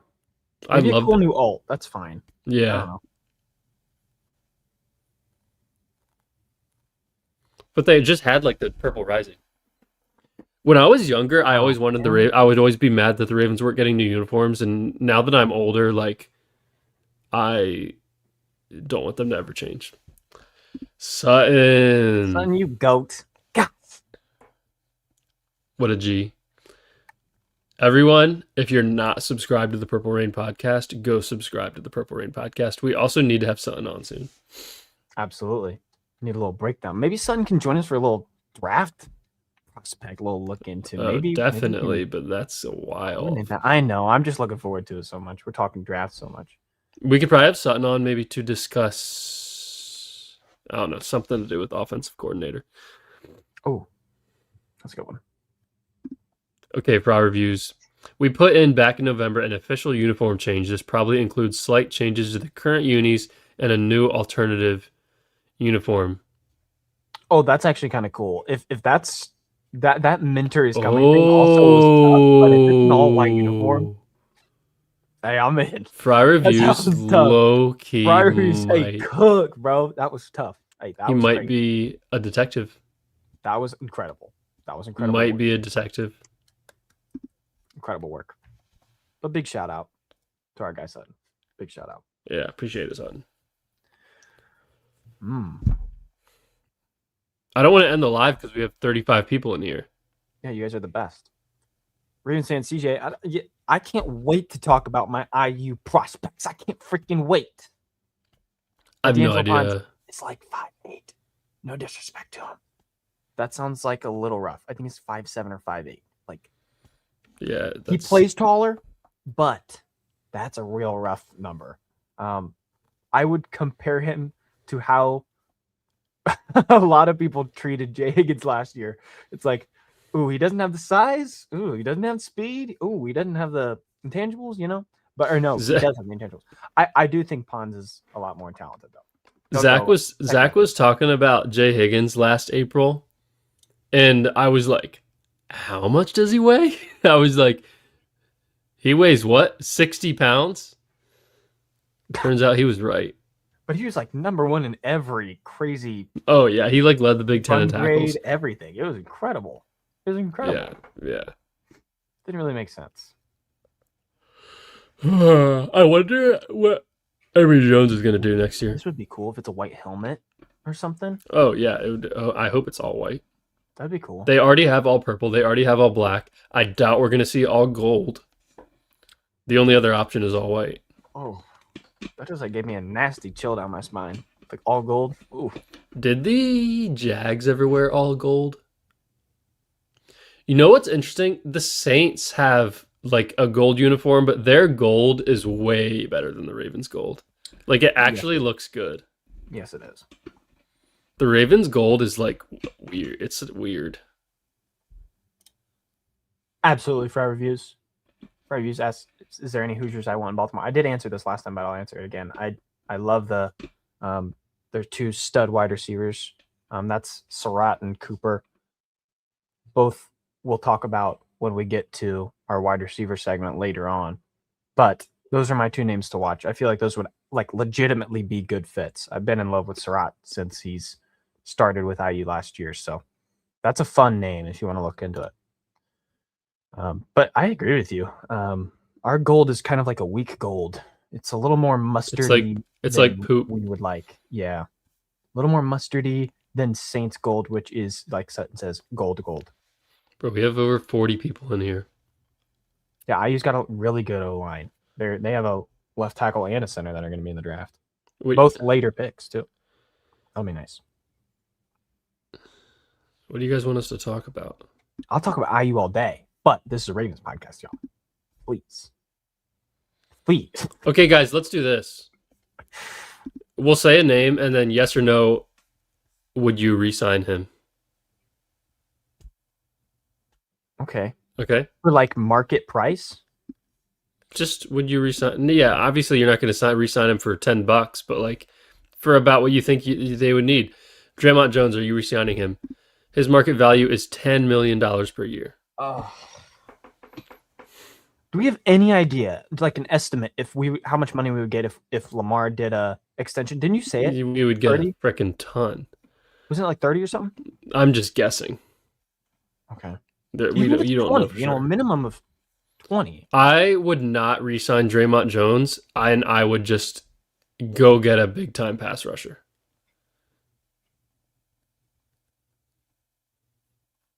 Almost everyone said no. Besides Fry Reviews. There's going to be a lot of no's. Jay Neal just popped in here. Who do you want as OC? If it were up to me, I would hire Davis Webb or Schulhouse. Oh, I thought you were going to say Joe Brady. Or Joe Brady. You're Joe Brady. Oh. You're Schulhouse over all of them. Okay. I don't know. Okay, this is actually really funny because John Harbaugh is like, someone leaked that John Harbaugh wanted to draft Puka very badly, and Eric DeCosta didn't do it. Like, John Harbaugh clearly just told an insider that. Oh yeah, I really liked Puka coming out of the draft, but we didn't draft him. Yeah, I wonder how many people John Harbaugh wanted the Ravens to draft that ended up sucking. someone someone on Twitter said, yeah, he probably wanted him to be a really great special teams Yeah, guy. Like some probably. He funny was probably reason, like, like, yeah, I'm sure you he you know did. what, guys? We would Harbaugh, have yeah. drafted Puka and he never would have played offense. Yeah, we would have totally made him into an elite level wide receiver. You know us Ravens. So that's what we do. Honestly, J Neal, I'm really glad you want Joe Brady because you, me, and Zach are Let's the go, only Jay. people in the world that do. Let's go, Jay. Okay, so no one wants Draymond Jones. Let's move on.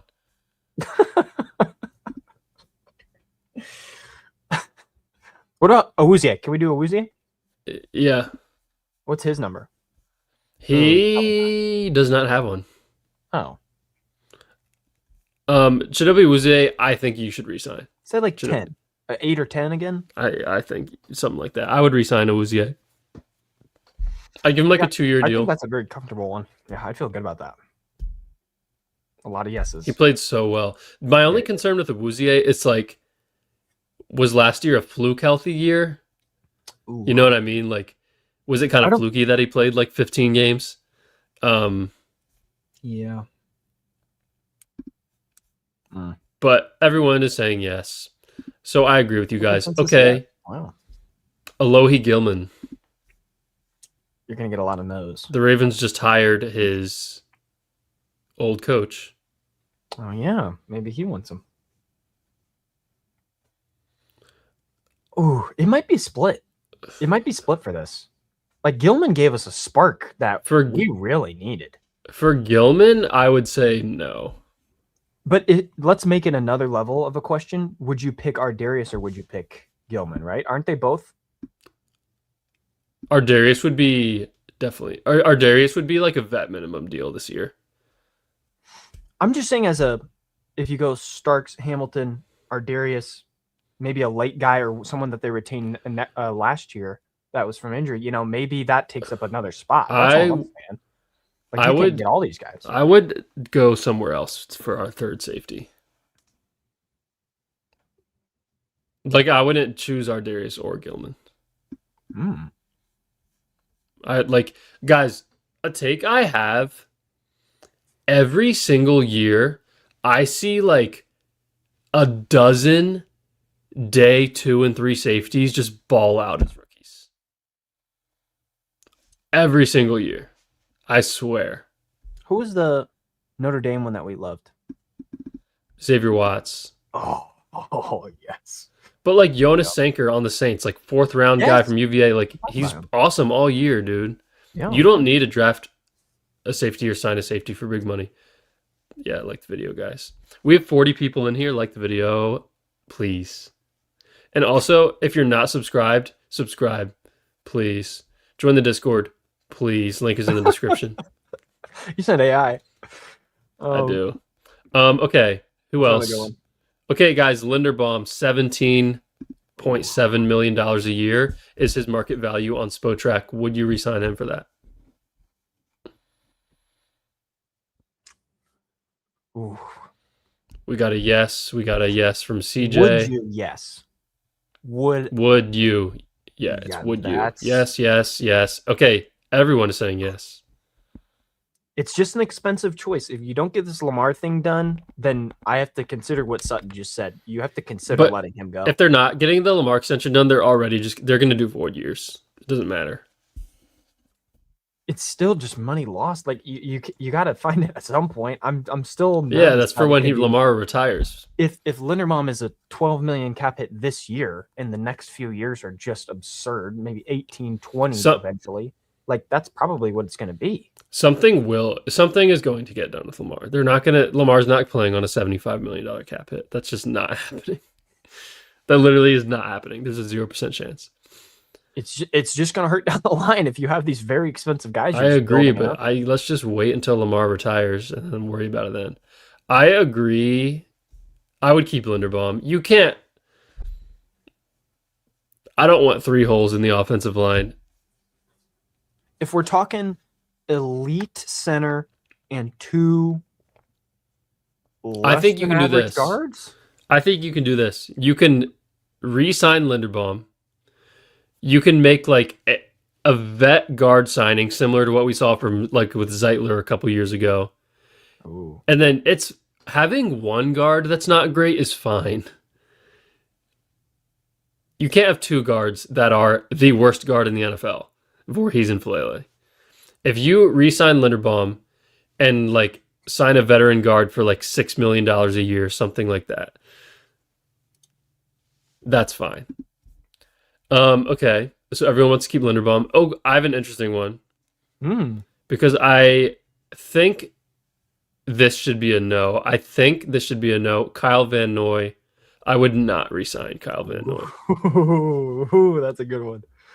Ooh. I would not re-sign Kyle Van Noy. If you refuse to get the big ticket guy, though, is that bad? Like, I don't think it's a big deal to get a guy who's probably going to come here for cheap now, right? He was like non-existent this year. I know, but you just saw what someone like Minter got out of guys that are of lesser equal quality. Get it out of like a grandpa, though.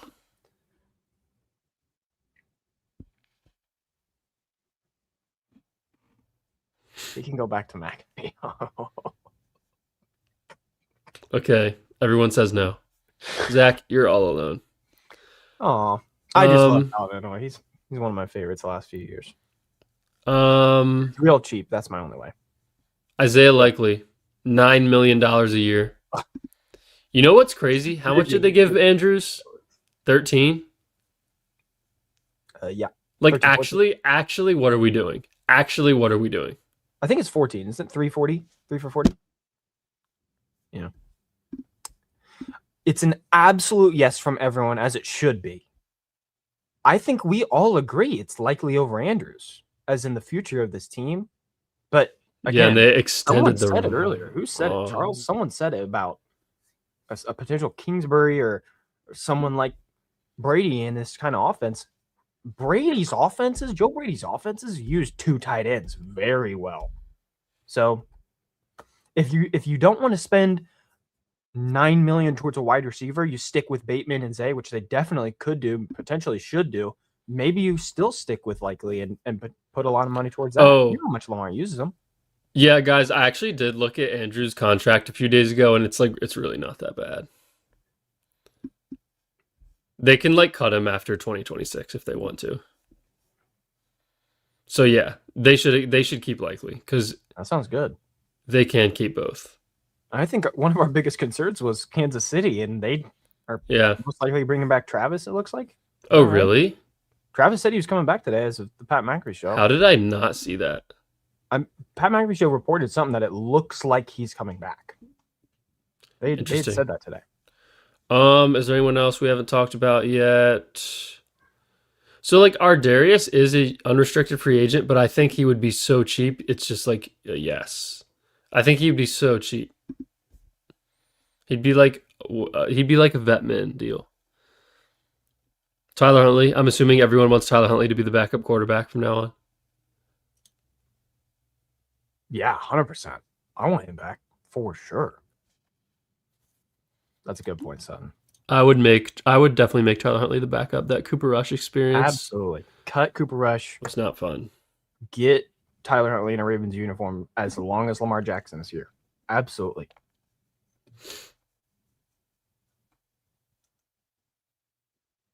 Although with someone like Kingsbury, I'd worry that the offense would become a little more advanced. I'm not saying Tyler Huntley is incapable of that. I'm saying that it seems that maybe like a higher level like downfield passing used to. Yeah, like because advanced is definitely not the right word. Kingsbury's offense is very simple, but in terms of it's like an air raid, and Tyler Huntley isn't very good at throwing balls farther than like 15 yards.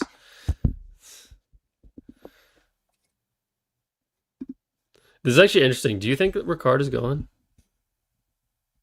Oof. Sure could be. You know, when Juszczyk left, that was like devastating to me. Me too. That would probably be the most devastating loss of the offseason if we were to lose a guy, as in a fan. You know, a fan pick. Man, that would suck. But I think with Henry, you almost have to have him. Like, you need a fullback with Derrick Henry. Yeah. That's a great comment too from Sutton. Sutton's on the freaking on his money today. Like, guys, I literally have like a Lamar Jackson page on Instagram, and I am not posting about this stuff because there is literally zero truth to it. Any like Mike Florio can have someone in the Raiders organization say to him, "Yeah, we would love to trade for Lamar Jackson," and he can just say, "Oh yeah, Raiders trying to trade for Lamar Jackson." It is so stupid. So stupid. Yeah, we are. We are, Archie. That's good. But I agree. You can't let Ricard get out of here. You need him.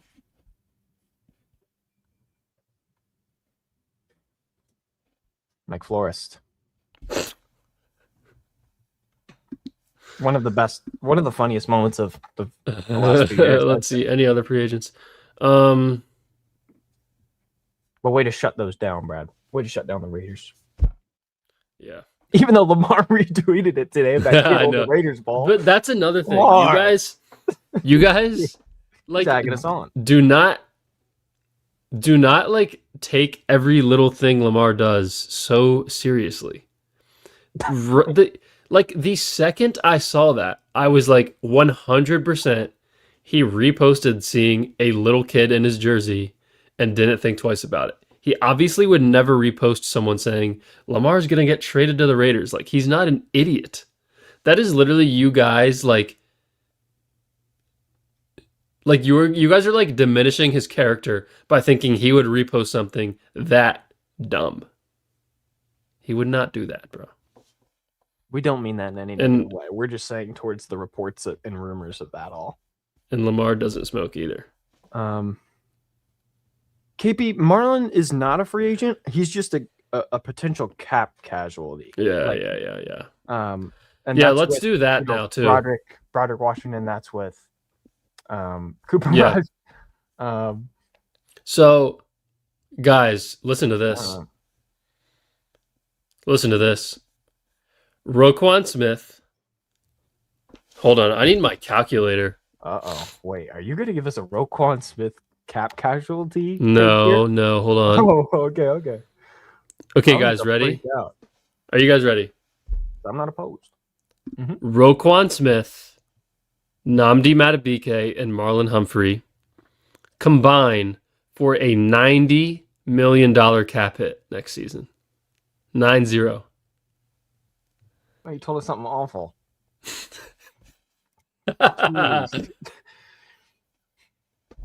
Yeah. No, Roquan's like 30s. 32 maybe. Roquan's 33. Madubuike's 31. Marlon's 26. Oh my goodness. Marlon's dead cap is 19. Are we all picking that? I think everyone's saying buy Marlo, but like, are we all deciding if? I mean, again, barring whatever decision comes out of Madubuike, like, what in the world is going to happen there?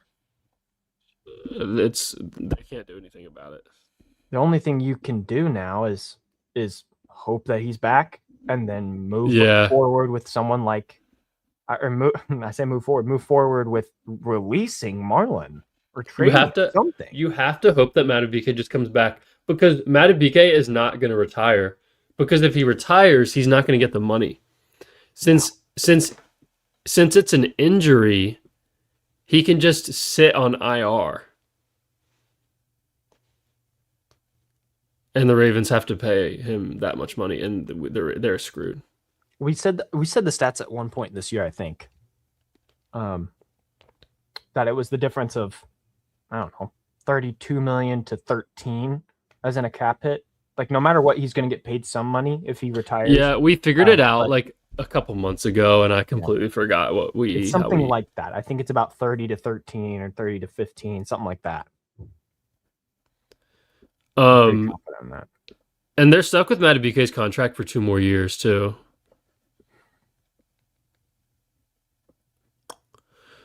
Um, like if they cut Marlin, they would only save $7 million.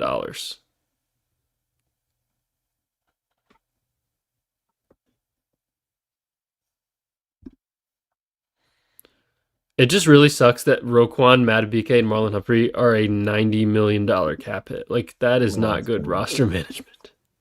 That's too much. That was an attempt to cash in on the last few years and how the roster looked as good as it was. You would have just said like, let's deal with this at a different time if we can win a Super Bowl. Madubuike with a $31 million cap hit would be perfectly fine if he was healthy. Correct. It's just we're in a very tough situation regarding that. Yeah. There's no news. The most I ever heard about it was from Harbaugh. Harbaugh's gone. Like I don't know.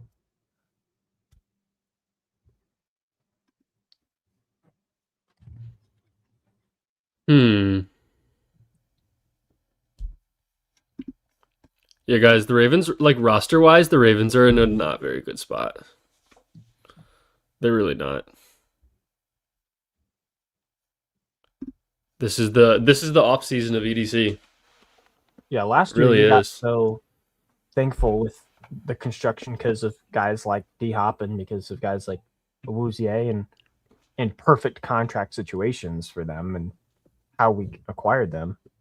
Like, I'm not totally sure that's a possibility this year. Like, the Ravens aren't the number one Super Bowl looking team right now.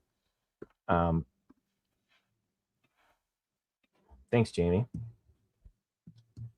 Jamie thinks we need to keep Falele. That's another one of our upcoming free agents. Yeah, I didn't even bother to mention him. So I did not even mention him. I'll just go ahead and tell Jamie that's probably a no. Maybe he's in a Giants uniform next year. That would be like actually comical.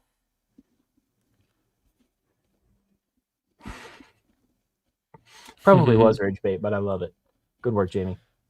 Guys, I'm just gonna give another shout out. The OG. Official Prime Trust right here. Zach, we started this podcast December of 2023. And Prime Trust was in our first live stream ever.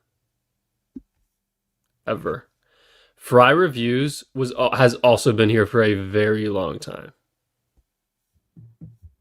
Appreciate you all for being a part of it. We do have some OGs. So shout out to all those guys. Thank you all. Jamie wishes Falele nothing but the worst tonight. But shout out all you guys who've stuck with us for however long. And continue to, hopefully, for this off season. It's going to be so much fun. Zach, I think we should hit 2 hours again. Bet. But we do have a lot of OGs. KP's been here a while. Whenever Fish Thick's in here, but they're not. Fry Reviews is Nate. Yeah, in the Discord. Yeah. That makes a lot more sense. That makes a lot more sense. I know. Yeah, I don't know. I'm never in the Discord. Sorry, guys. I got you, Discord people. It'll be in the description if you want to join. It's completely free. We talk Ravens ball 24/7. The only time I was active in the Discord is when we hired, when we fired John Harbaugh, because I was in a very good mood. Yeah. I popped in there. I was like, "Yo, what's up, guys? How we doing?" Also, guys, why are so many people awake at midnight on Thursday? You guys just got one more day to get through, I guess. How much snow are you guys getting, by the way? You know, I have a rant about this, okay? About snow? Yes, I have a rant about snow. Okay. Okay, every single time, they're like, oh my goodness, we're going to get 2 feet of snow. Everyone, like, make sure to have your frickin' protein bars and milk and eggs in your house. Like all your power is going to go out. Make sure your house is heated. Okay, 2 feet of snow. A few days later, oh guys, it's going to be a foot and a half of snow, but make sure you're still good. Only if 6 inches less. Okay, a couple days later. Okay, now guys, it's going to be a foot of snow. It's still going to be dangerous, but just letting you know, it is down to a foot. A couple days later. Okay, guys, 6 inches of snow now. Just letting you know, it's still going to be a lot of snow, but it's only 6 inches now. Okay, night before it's supposed to snow. Guys, we might get a dusting. We might get a dusting. Just letting you know. Every single time. Every single time. How dare you disrespect those? What do they call them? Meteorologists? Bro, oh my goodness. Maybe you got a crappy meteorologist. I went to Walmart last night at 6:30 p.m. Holy shit. It looked like Christmas Eve in like a movie. What are these people doing? There's gonna be snow on the ground for 2 days. You don't need to buy $500 worth of food. Oh, Sunday This is not a zombie apocalypse, guys. You're gonna be fine. Oh my goodness. Now, personally, Midwestian as I am, I think they hit that clip at about a 40% rate of hey, there's going to be a foot of snow. And I say 40% as in, like, the other 60 is divided into, like, they're so off, it's hilarious, or, whoa, they're so off, it's like, dude, we got a lot more snow than that. Like, what are you doing? There's sometimes those cases. Sometimes it is they're way off the other way. That does happen sometimes. But I'll still give it like a 10%, 10% of that 60. Like, guys, I played football in high school, and we had practice in the summer, okay? And every single day, it's like thunderstorms. We're all hype. It's going to thunderstorm. It's like sunny and 104 degrees. They are always wrong, okay? And I have PTSD from being in high school, hoping football practice is going to get canceled, and I'm going to be like that the rest of my life. They are never right. They are never Charles right. From the top rope. Let's go, Charles. What a hit. I played corner.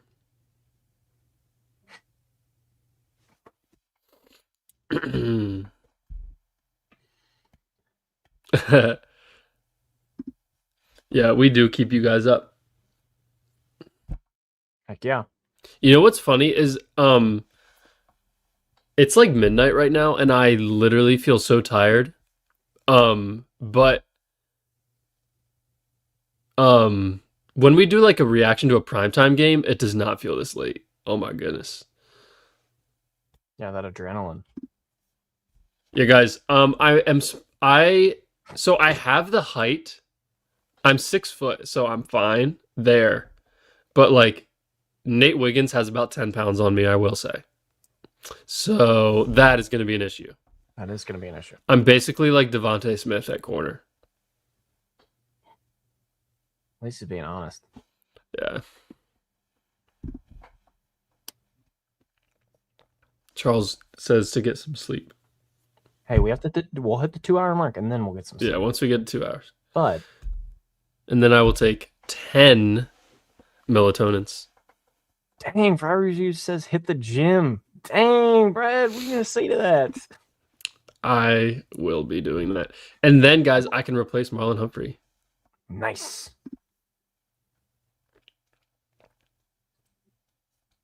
Wait, KP, are you from Virginia? Oh. Did I say I was from Virginia? Did I say that? You said it at some point, but not tonight. Oh. Charles is thinking with some help here. Yeah, Charles, that does work too. Okay, guys. When I was oh yeah, KP seen my Virginia Tech shirt before. When I was a sophomore in high school, I ran a 4.85. That's the last time I ever ran a 40. I was 15. So at my peak, maybe in like the 4.6s. I ran track was my main sport in high school, and I ran track, and I did sprints. Um, so I actually am pretty fast for a white guy. What a flex. Yeah, I usually at my track meets and when I would, in the regionals meets or whatever, usually I was the only guy that looked like me. Dang, Timothy. Holy fuck. 4-4? Let's get you in for a workout. Yeah. What the hell? We got Odell Beckham in our YouTube chat. Let's go, Odell. In 40 inches. Wait, KP, but are you also from Virginia? Is anyone in here near Richmond, Virginia? I'm just wondering. Is anyone in here a Virginia Tech fan? I'm just wondering. KP is like next door neighbors with me, apparently. Okay, Williamsburg. Okay, yeah, that's like an hour away. That's cool. I'm going to be best friends with whoever's from Indiana, if we ever have. Jamie. But, hey. Jamie. UVA sucks. Arizona Prime Trust. Dang, Prime Trust it's what, 9 p.m. for him right now. He's chilling. Charles, Baltimore. Ravens, South Carolina fan. Oh, Sutton has family in Charlottesville. Okay. Charlottesville is about 45 minutes from me. Tim gives Fry Reviews and Prime Trust are neighbors. Go Devils. Yeah. Oh, Timothy's from Richmond. Or not from Richmond. He loves Richmond. Yeah, Richmond's a cool place, man. I moved here when I was 12. Zach lives in Indiana. Shout out. And being from Indiana, that means I'm a basketball boy before I was football. Now I am football before basketball. But sadly, I did not play football in high school. My parents actually never let me. So it was basketball or nothing. So hey, we'll get if you need some. Wrong Siren was gonna wrestle at Virginia Tech. Dang, shout out your brother. That's crazy, Wrong Siren. That's cool. Belle Isle, yeah, I go to Belle Isle a lot. You guys just know what you're talking about? I've never seen those two words in my life. Belle Isle. It's pretty cool. I haven't watched a show recently. I'm watching Entourage. It's very fun. I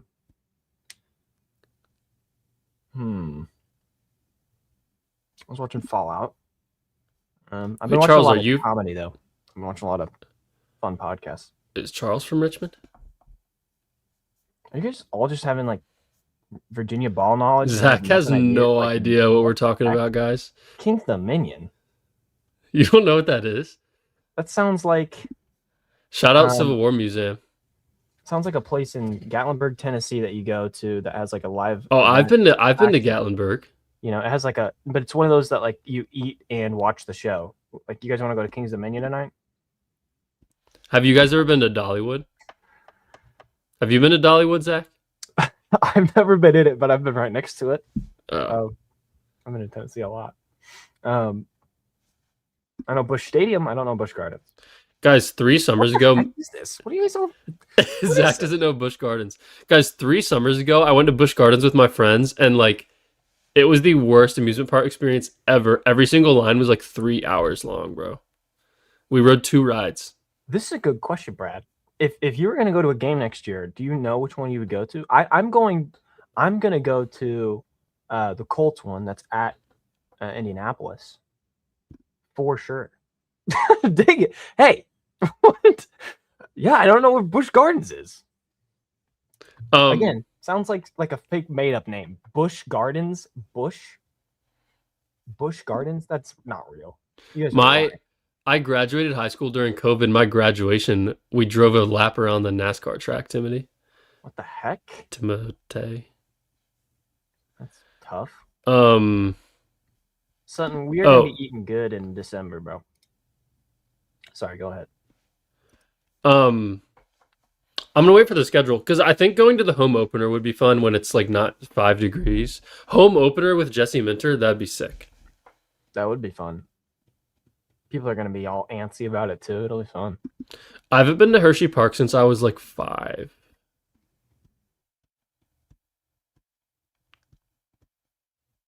What is Oh, Entourage? wrong siren. It's about like it's a group of 4 guys. One of them is like a young actor, and Uh-huh. it's his group that travels around with him. The stories of like how he grows in success, different trials, and fun stuff. They get like super serious and then super unserious. It's fun. Um, Mm. it's so um, it is like 20 2008 times written like all over it. It's just so Mm. like the aura of all like music and what was cool. It's like it's just fun. It's a fun show. Shout out Yeah, Rock Siren. Wrong Rock Siren. Siren's been around a long time I too. don't know if yeah, I he probably already knows this, but I just graduated from Virginia Tech. James Franklin, man. We'll see how that goes. The Wire. I don't know what that I is. cannot believe 30 people are watching us talk about random ass shit. Oh, I'm Ari, 100%, 100%. Ari's got aura. I do like Turtle. That was good, but I am more Ari for sure. That show is actually awesome. I'm kind of a Johnny Drama kind of guy. I like saying his accent is so good. Oh, it's so funny. I can never take it serious. If if you guys could only eat Sorry, I'm phrasing that bad. Just what's your guys' favorite food? Yeah, CJ, I won my fantasy championship this year in a 12-man league. Oh, that's a little flex. Wait. I did too. Oh my gosh. It was 12 man league. You did? Dude, look at us. Yes, look at us. There we go. Hey, look at us. There we go. Um, Ryan's in here saying don't take Oway from us. I think Oway's not coming back. You can have him. So Prime Trust and Fry Reviews go to the same college in Arizona. Are you for real? Have they just been having a conversation in here? GMJ says content idea. I don't know if we can say that on YouTube, and comment on the Harb's introductory. I think I already said it. Oh, did you? I don't think you did. I think that someone commented about that earlier, and I definitely said it. I don't think you did. Would you guys want to do like? We could try to do like a 20-man fantasy league. I think that would be fun. I know they're legal. I don't know if YouTube likes it. Yeah, That's yeah, all it said. yeah. That's what Charles was asking. Let's just go to the same college. What the heck? Okay. That's crazy. You guys have to meet up. But yes, fantasy football sounds really fun. Do you guys want to do like We'll talk about it. Do you guys want to do like a 20-team fantasy league next year? We'll talk about it. If we get and we'll do money. Also, guys, we definitely should do a March Madness bracket thing with you guys too. Oh, that would be awesome. We'll talk about it. Crab cakes are so fire, bro. I had my oh yeah. I asked what everyone's favorite food was, and like no one answered. I'm 100% a wings guy. I have like a list of wings ranked in my phone. I'm a critic of wings. Papa John's Pizza is gonna make Timotei's 334 explode. Nice. Tacos, Box Hill crab cakes. My favorite food is definitely pizza. I know that's really boring, but like I think wings is kind of boring. I guess. I think pizza answer. You know? I think pizza is like the most boring favorite food answer you could possibly give. Even though like how could you not like pizza? You know what's going to tell us a lot? Favorite drink. Chocolate milk. That'll tell us a lot. See, that'll tell us a lot. Chocolate milk's a good answer. Chocolate milk's a good answer. I've been sipping on it the whole time. I've been sipping on Coke Zero. This one's a caffeine-free version. It's either this or it's pineapple Fanta. Shout out to my pineapple Fanta ball knowers. Pineapple Fanta? Charles, what's your favorite beer? I knew someone was going to say it. Not liking Sutton, pizza is performative. not liking pizza is performative. Honestly, I agree. Okay. Does anyone in here drink like white milk? Just like straight up drink milk? Never occasionally.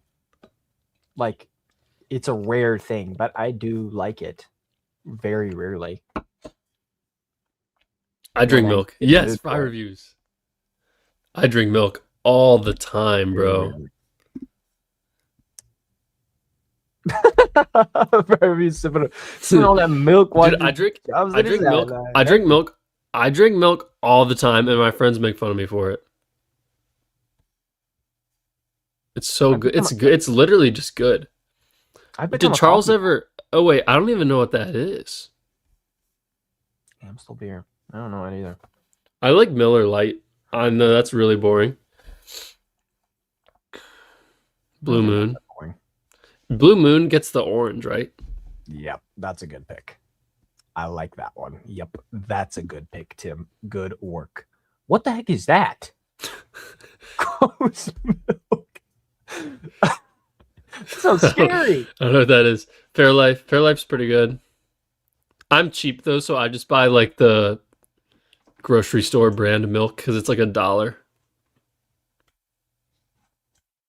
Charles, if that's a reference to one of your favorite shows, I agree. It's Always Sunny in Philadelphia is an incredible show. It makes me laugh so hard. 100 Proof Rumpelmans. I hope I said that right. I definitely didn't. KP. 100 proof, bro. What are we doing?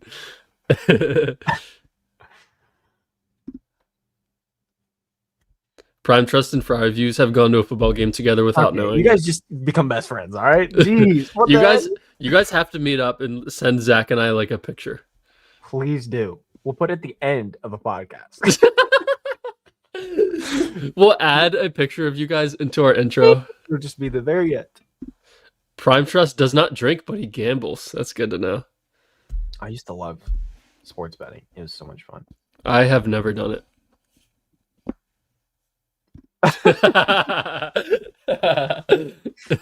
Clean bathrooms with it. That's awesome. Oh my gosh. Okay, what's your guys' favorite dessert? KP retired. Spearmint schnapps. What? Spearmint? No. Vanilla. Cookies. Charles. I love it, Charles. Let's go. Cookies, cookies and cream, ice cream, cheesecake, cinnamon rolls. I've never actually had cheesecake. I Okay. think- Freezing What the cold takes from Sutton. What the hell? Son, we're gonna have to talk about this when you're on next. We're gonna have a conversation What in the hell, Vegetables Sutton? over sweets. Bro, bro's going crazy. Timothy and Charles need to hang out. Tim, please pronounce whatever that last word is. Wait, if so I'm gonna be very specific with my dessert order, I'm gonna do it's like the skillet. It's like a cookie skillet, but with ice cream. what's a cookie skillet? Like a little pan or a big pan. Like a And it cookie has, like, a pie hot crust? cookie- kind of? No, it's kind of like a very small one. Like it's just gonna have a cookie, But like that's a mini made one. at the Yeah, bottom- yeah. at the bottom of it. It's not like a. I was thinking like crust like the edges. It's just a cookie, Oh. ice cream on it, maybe like Yeah. chocolate syrup. That's Okay. it. That's it. I think that's my all-time favorite. What or, like- is Ebergy? I'm scared to say that. okay guys, my favorite dessert is honestly just like, especially in the summer, ice cream. What is this? I'm looking it up. You guys are crazy. But guys, my favorite dessert when I really have a sweet tooth, when you have the two chocolate chip cookies with just like a boatload of icing in between them. Oh my goodness, that is amazing, bro. It's peppermint? Is this real? I don't know. I wonder if that's what they're talking about. Zach, have you ever had just two chocolate chip cookies with a bunch of icing like a sandwich? Never Have you ever ice had one of cream. I had those? ice cream. I Bro, mean, those are not. When it's icing, it's so good. Also, yeah, cinnamon rolls actually are my favorite dessert. I just get so weary of cinnamon rolls. I think they can be so good, but they can also be so bad. You just gotta buy the right ones. Where's that at? Just like at the grocery store. Cinnabon? No, that's what I'm talking about. Like I can't No. just go walk to any grocery store and there's Oh, good I cinnamon used roll. to get my mom when I was a teenager used to get cinnamon rolls from Trader Joe's that were so fire, bro. Shoot. So fire. Trader Joe's got that good Yeah, they do. Is anyone ice cream. is anyone watching right now from a different country? Oh yeah. It is peppermint schnapps. Okay.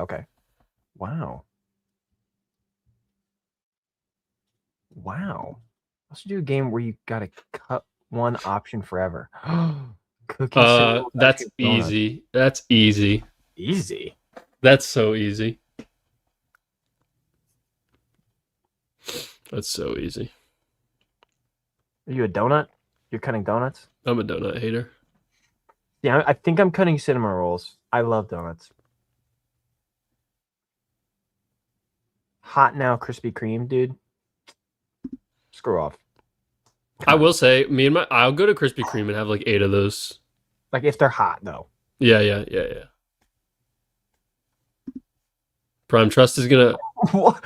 That's not ridiculous. Of that group, come on, y'all. That is ridiculous, Zach. Ice Cinnamon cream's rolls are the iconic. best food ever. Ice cream and cookies are iconic. It's really just between cinnamon rolls and donuts. If anyone hasn't liked the video, can you like it, please? Yeah, thanks. Or subscribe. I assume most of you have though. Yeah, see, wrong siren. I agree that's really good, but what I'm saying, instead of ice cream, if you just have a bunch of icing in there, it's so good. Burgers, burritos, pizza, wings. Okay, Is that what we're cutting? okay. Holy crap. I will cut out. This one's definitely harder, It's not pizza for you. but I will cut out wings. I'll cut out It's not wings. wings for me. Oh man. It's between burgers and burritos. I don't know. Oh man. I think I could live without a burrito for the rest of my life. I don't know if I could live without a burger for the rest of my life. You couldn't live. I could not live. Wings are just like so messy. That I would be like okay with never eating wings again. I'll show you my list. I'll show you my list of wings ranked. I'll show you, dude. Bro, Sutton's just feeling very generous hey, today. Sutton. This has been really fun. We're just talking nothing now. Was it the night that we lost to the Steelers? We did this. Yes, I think so. Yeah, we did. We're like, yeah, get to 2 hours. Hey, nothing's wrong with boneless wings. Sutton, I'm a boneless wings guy because they're not messy. Check the Discord right now. Yeah, I'm gonna check it. I'm gonna check the Discord, guys. No freaking way. Oh shit.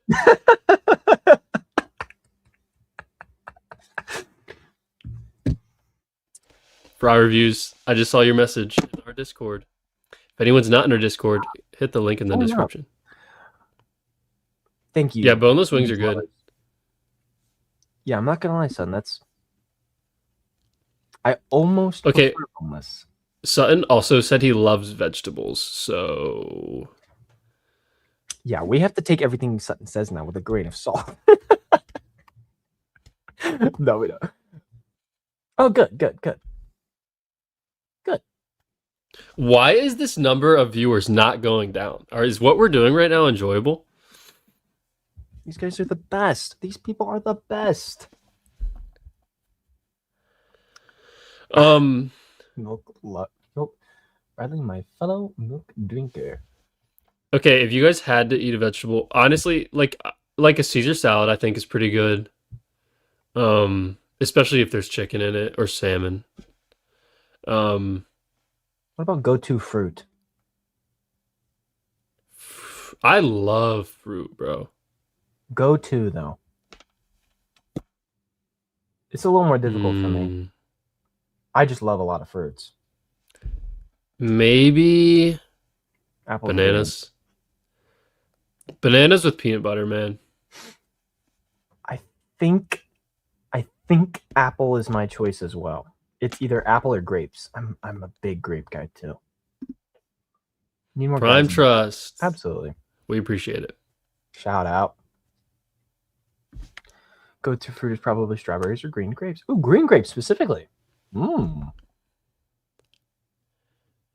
Bananas with peanut Sounds butter are really good.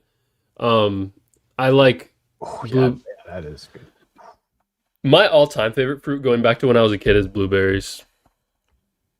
I feel like blueberries don't have much taste. Is that a crazy take? Yeah, that's crazy. I think your taste buds just don't pick it up.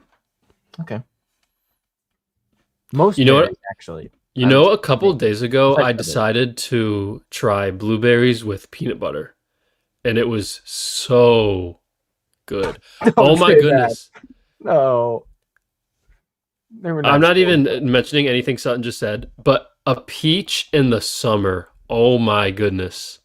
A juicy peach in the relate. summer. Can't relate. I don't. How can you not relate? I just never have peaches. Why? I don't know. Maybe I need to look into it. I agree. like Timote. Timote. Tim, tell us how to say your name. Is it Timote? It's definitely Is not it Tim Timote. Otts? Maybe it's Tim Otts. Who's that on the cover? Yeah, what if his first name's just Tim and his last name's Otts? That would be really awkward. Yeah, peaches. Tim Yeah, Oates. peaches are good. Like Sutton, don't you agree? Like a peach when it's like I'm gonna look into 98 this. degrees in July is so good. I gotta look into some peaches. Yeah, you really do. Ati. Tim Ati? Ati. Tim Ati. So what is Tim? Okay. I'm just gonna say Tim. Plums. I only see plums in the summer. But I feel like plums and peaches like don't exist this time of year. Right? Right?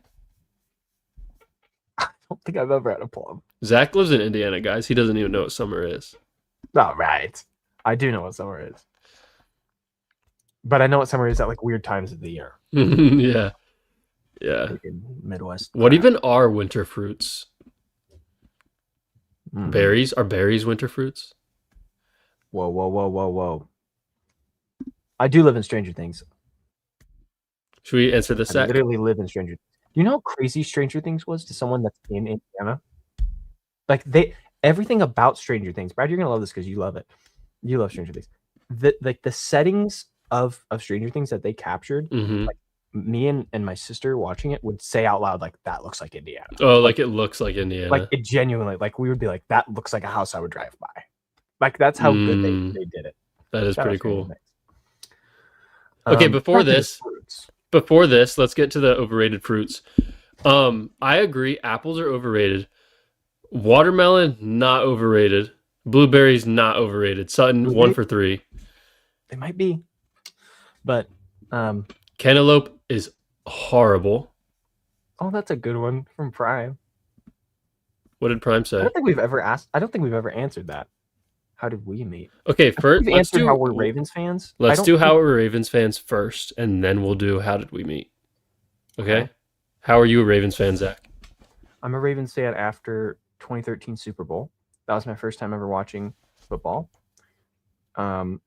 I loved it.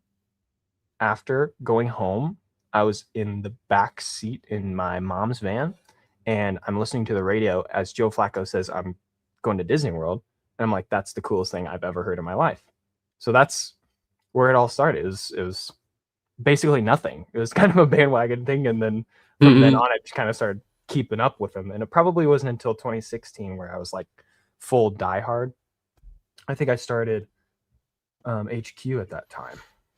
I think. But I do, as of what I've learned, I think I have missed a lot of the worst, I'd say, of being a Ravens fan. Like that. So, yeah, you did. So I was born in 2002, and my dad was born and raised in Baltimore. And my dad was just a Ravens fan since 1996 when they were founded. And so I grew up watching Ravens games when I was like 4 years old. And so I've kind of just been a fan since I was like 5 or 6. Um, the first game I have a memory of watching is the 2008 AFC Championship loss to the Steelers. I have like little tiny memories of that game, and I remember crying. Um, Now, how did we meet? It's honestly a pretty not very fun story. It's not. I think what's a more fun story is how we started this, probably. Hmm. You can tell it. We met via Instagram through these pages that we run. Yeah, if anyone In doesn't know our that we run season, those. Ravens HQ, and we were added to a group chat eventually. Like 5, 6 years ago. Yeah, and we all very religiously talk in there, as we've all kind of grown up together as also Ravens fans. So it's like a very weird cultish thing we all have together / family thing.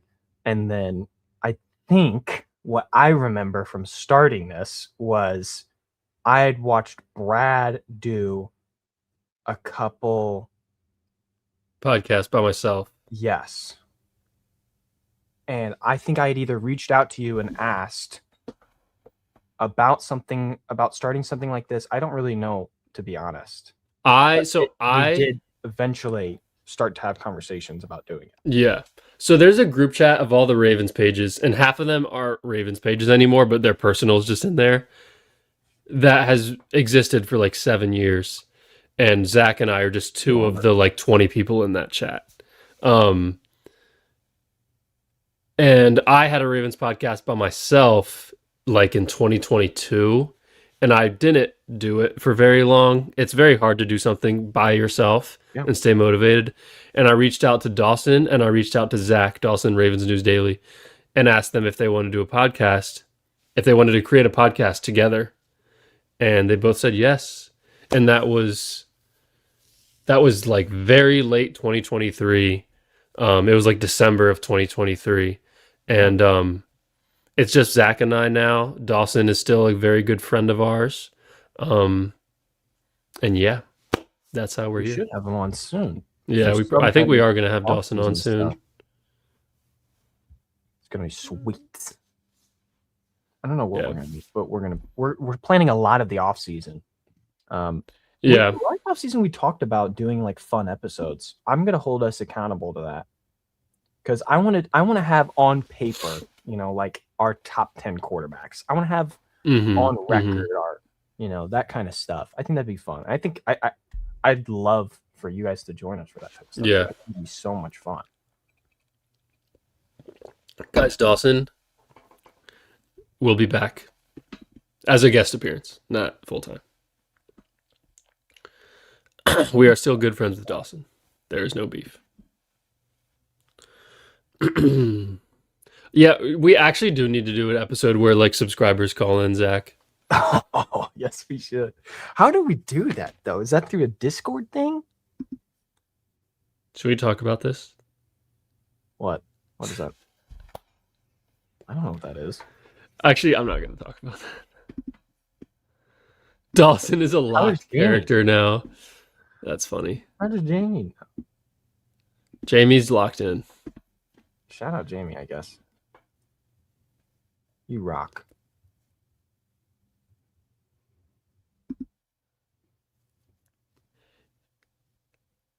Yeah, Dawson has a group chat on Instagram with like 5,000 people in it. Is that what Fry Reviews is talking about? I assume. Oh, man. 2.5 hours, bro.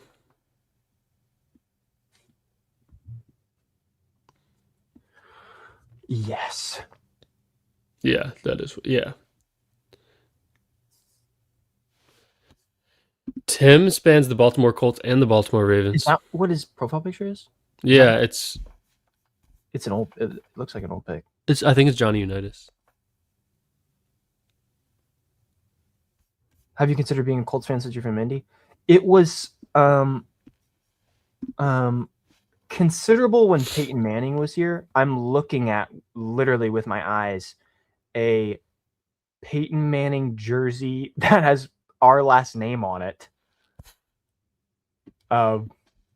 It was a gift a long time ago. Like it was a big deal, but it wasn't ever like the peak of my interest. I like my family would all tell you that it was always the Ravens. It was just for some reason like I think the purple was also my favorite color. It's always been.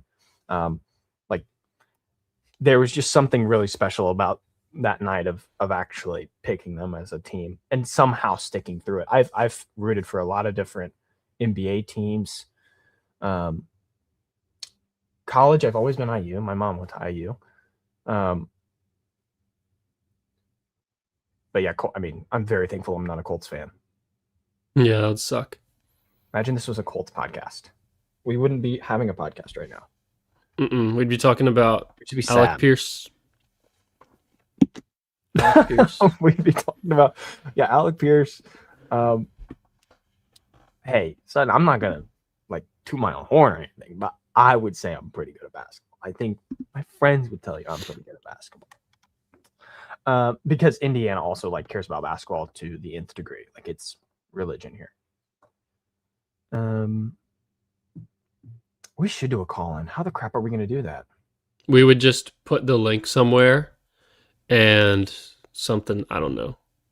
We would probably need a third person helping us that like feed them in. Yeah, is doing all that for us. Yeah.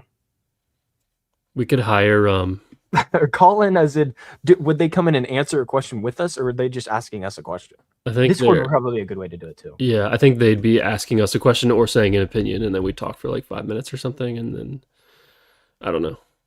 We should do that. Like we could low-key do a call-in show like once a month. Yeah, if we got it down pat, that'd be fun. Like a live call-in show. Yeah. We're feeling about the Colts like Eagles fans feel about the Eagles today, just a part of Baltimore. Bro, I would love to have a producer. I can't. I guess that we just have to combine our podcast and hire a producer. One big podcast, one producer during the off season. Philip Rivers. The freak? Philip Rivers, what are you talking about? Colts, I guess. Oh, Prime Trust. I saw Philip Rivers. What year was that? 2021, I assume. It might have been 2020 where we played the Colts. And it was like still COVID-ish stadium. It might have been 21 then. It was 2020. We played Philip Rivers. It was 2020. That stadium was still COVIDified, so we were like in one little section. There's like an incredible Lamar touchdown in that game, like on picture, and you look in the crowd and there's like no one in it. There's like spots of people, and I'm in the picture. Oh dang, that's cool. It is pretty cool. I remember from that game when Philip Rivers was trying to tackle Chuck Clark while lying on his back. Yes. And Chuck Clark hurtled over him. It was it was one of the most fun situations ever. Because it's like when you're sitting that far away, I wasn't sitting like in primo seats in any way. Mm-hmm. When you're sitting that far away and watch like something that takes place where you need to see the replay to believe it or understand it or appreciate it. Like while that happens, I'm like, oh, go. Like it's just one of those fun sports moments. Yeah. That one's awesome. That's a good one. Yeah.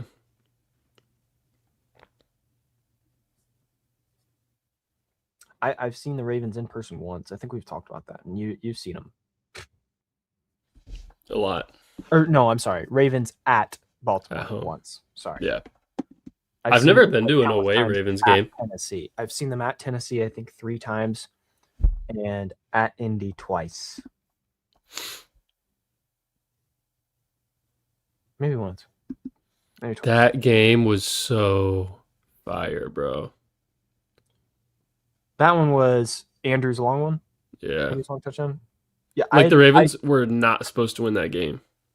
That game, I was at a family. I was at some family member's house, and I was so excited. I hit my chest like in excitement, and it like hurt so bad. I like actually like punched the crap out of myself in excitement. And that was, I just always will associate that game, that touchdown, with like beating the crap out of myself.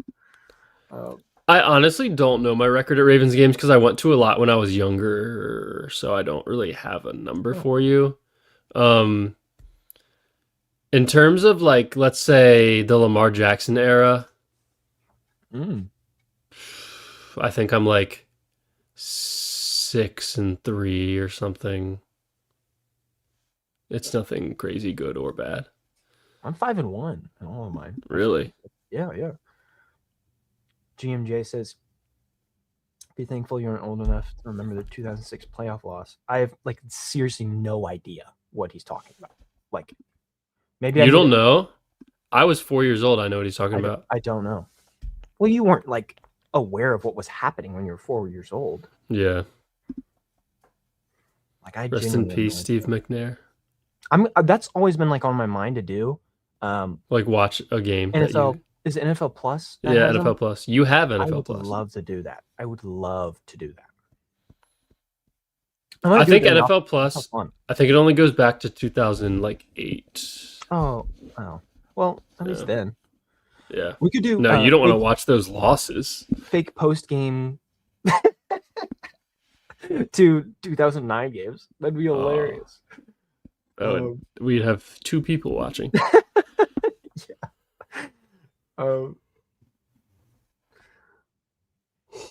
Yeah, I mean, we're both 23. I mean, the 2006 playoffs. I mean, where's the Colts? Okay, guys, the worst Ravens game I've ever watched. I'm not on Rocket League. I'm right here. What? I was on Rocket League earlier, though. You got me. The worst Ravens game I've ever watched was the Lee Evans, Billy Cundiff. I was 9. Yeah, I was 9. That was tragic. Like, you're just saying out of your own like opinion of worst game, right? Like, it's not like this is the consensus worst. Mm-hmm.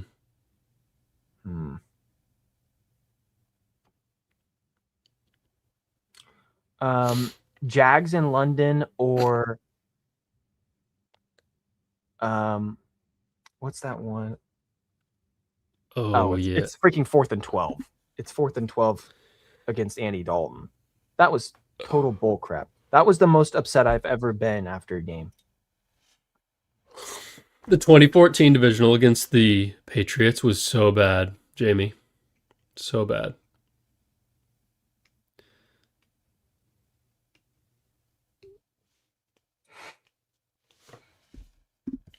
Tim, I was 4 when that game happened, but my dad talks about that game a lot and how brutal it was.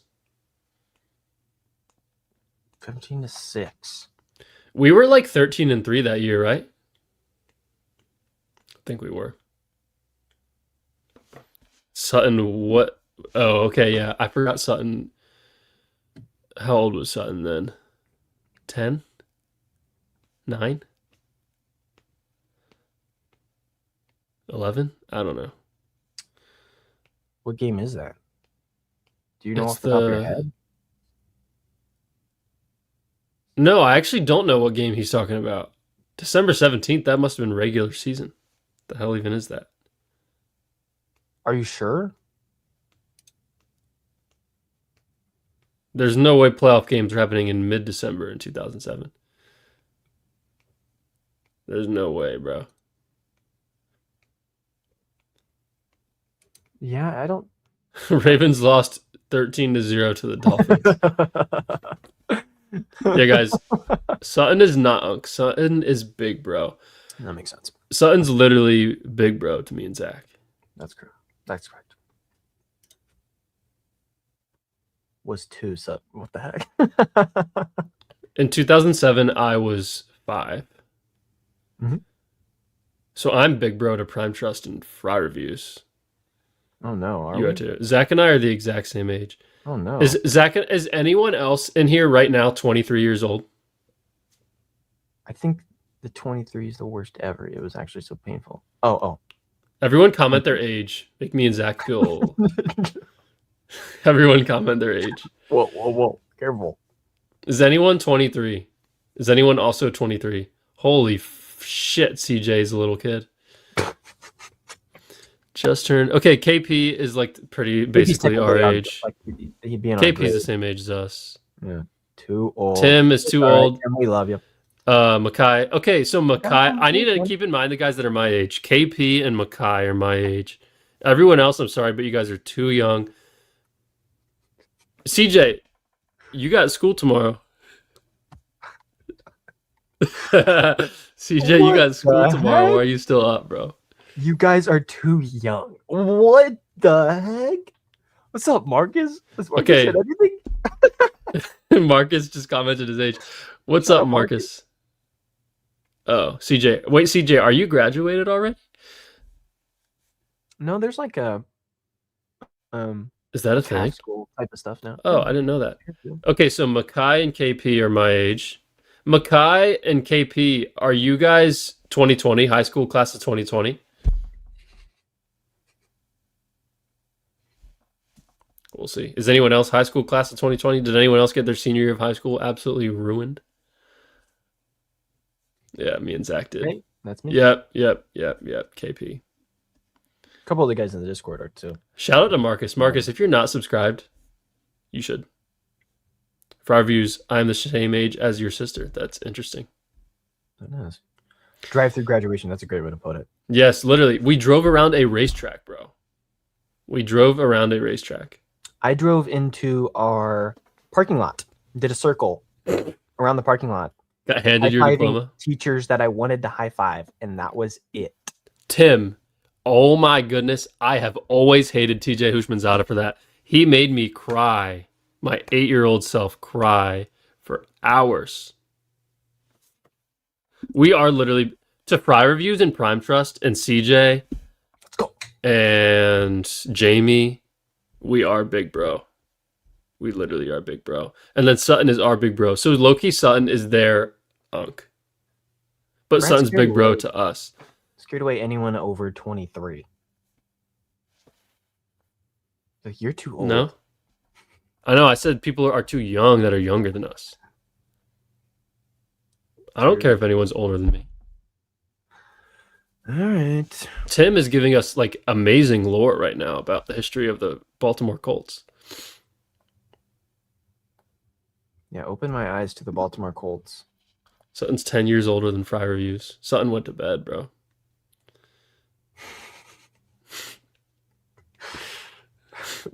just responding. Like, he went to bed, bro. What the heck? We should do a 3-hour live stream with Ryan Ripken. Yeah. Should be on a show. How long does the show go? I think he's live from 3 to 5 every day. Yeah, 2 hours. He can join us after his show for 3 hours. For 3 more hours. And he can talk about his favorite fruits, his shows he's watching. And, I don't know. Oh, man. That'd be funny. People are going to look at this video and they're going to be like, how in the hell did they talk about Jesse Minter for 3 hours? Did they talk about him for 3 hours? Kevin Ostreicher is a guy I want to have on eventually. I follow him on Twitter. Yeah. Sutton didn't know about Ryan Ripken. Ryan Ripken he's been like so good to me and Zach. Like he's actually the GOAT. He's awesome. Helped me and Zach out a lot. It's been very cool. Yeah. If anyone's not subscribed to Ryan Ripken, go subscribe to him. Season. Yeah. Goated individual. 100%. He has been interviewing someone either related to the coach, has ties to him, worked with him. He's just the best. Yeah, he's been going off. Yeah, we've been planning some off-season stuff. We're gonna be Does anyone here watch Exit 52? Because I really want to have Spencer um and or Jake on. I feel like those would be really good guests too. Sutton, have you ever had Jake or Spencer on?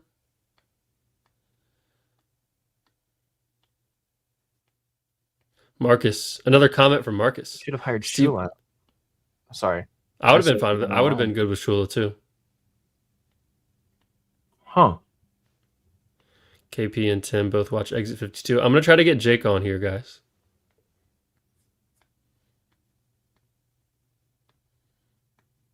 I'll try to get Jake on here. I don't know about. Huh. I love Spencer too. Spencer is honestly probably my favorite like Ravens content creator. Completely nonsensical pod. That's awesome. We need to have like James and Glenn on and just talk about our favorite fruits. And we need to have Ryan Ripken on and talk about our favorite desserts. Mm-hmm. And then next time Sutton comes on, we're going to talk about our favorite movies. Ooh. Ooh.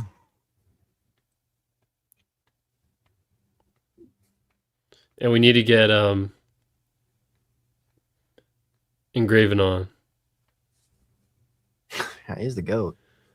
Sutton, I'm dropping lore right now. I went to training camp with James and Glenn one time. I know those guys pretty well. Dorian. Appreciate it, Dorian. Super chat. Appreciate you, Dorian. After this hire, the Harbaugh effect will always be lingering in Baltimore. Ooh. That's like the end of a horror movie. You like kind of get like a little, they give you like something like, oh yeah, he's gonna be alive still, by the way.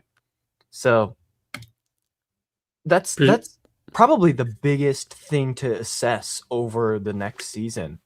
As in, do the Ravens get rid of this linger in the locker room, as in a team philosophy, like this linger of don't choke games, don't lose in the playoffs, play good in good games, even though we know that's not true.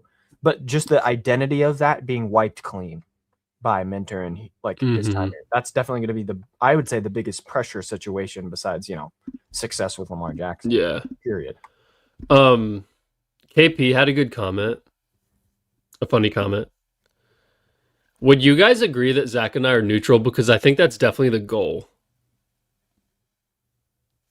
Would you guys agree that Zach and I are not Purple Patrol or pessimists, that we're neutral? Because hopefully...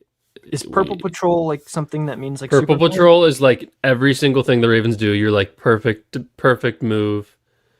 Like, I love it. Yay. Prime Trust said we're neutral. Let's go, we're neutral. And pessimist is that they're doing everything wrong? Pessimist is like, yeah. Pessimist would be if we came on and was like, Jesse Minter sucks. They should not have hired him. And Purple Patrol would be like... I've never heard of Purple Patrol. Purple Patrol would be like, Jesse Minter was the only guy I wanted. I'm so glad they hired him. Yeah, so I guess we're neutral. Huh. Well, thanks, I guess. I don't really know. No, it's definitely a good thing. Yeah, honestly, Sutton, I've never hit up Engraven because I know he's going to say yes, and I'm like, I want it to be a good time. A good topic. Because I know he's a great guy. I watched Engraven. Did anyone else used to watch Engraven when he like walked around at work in his like button-down shirt? Do you guys remember that? I was in like middle school. That's hilarious. Button-down shirt and everything. That's fun. Like he would like walk around at like his lunch breaks, I think, and like talk about the Ravens like on like YouTube Live. Good for him. That's cool. He's talking about like Marlon Brown and Kamar Aiken. Oh wow, jeez, holy crap! I like the Minter Ravens content I ever like took in was our buddy at Ravens fan page. That was like what got me started with Dylan. All of Ravens fandom. Yeah, that literally got me into everything. Really? That's cool. What the heck? Tim, who's your favorite Ravens podcast? Oh, he said he likes Exit 52, I think. I don't. I would say the only real Ravens podcast I keep up with nowadays is Purple Rain and Ryan Ripken. Like that's really the only like Ravens fan stuff that I would, and I wouldn't even call Ripken technically like Ravens fully.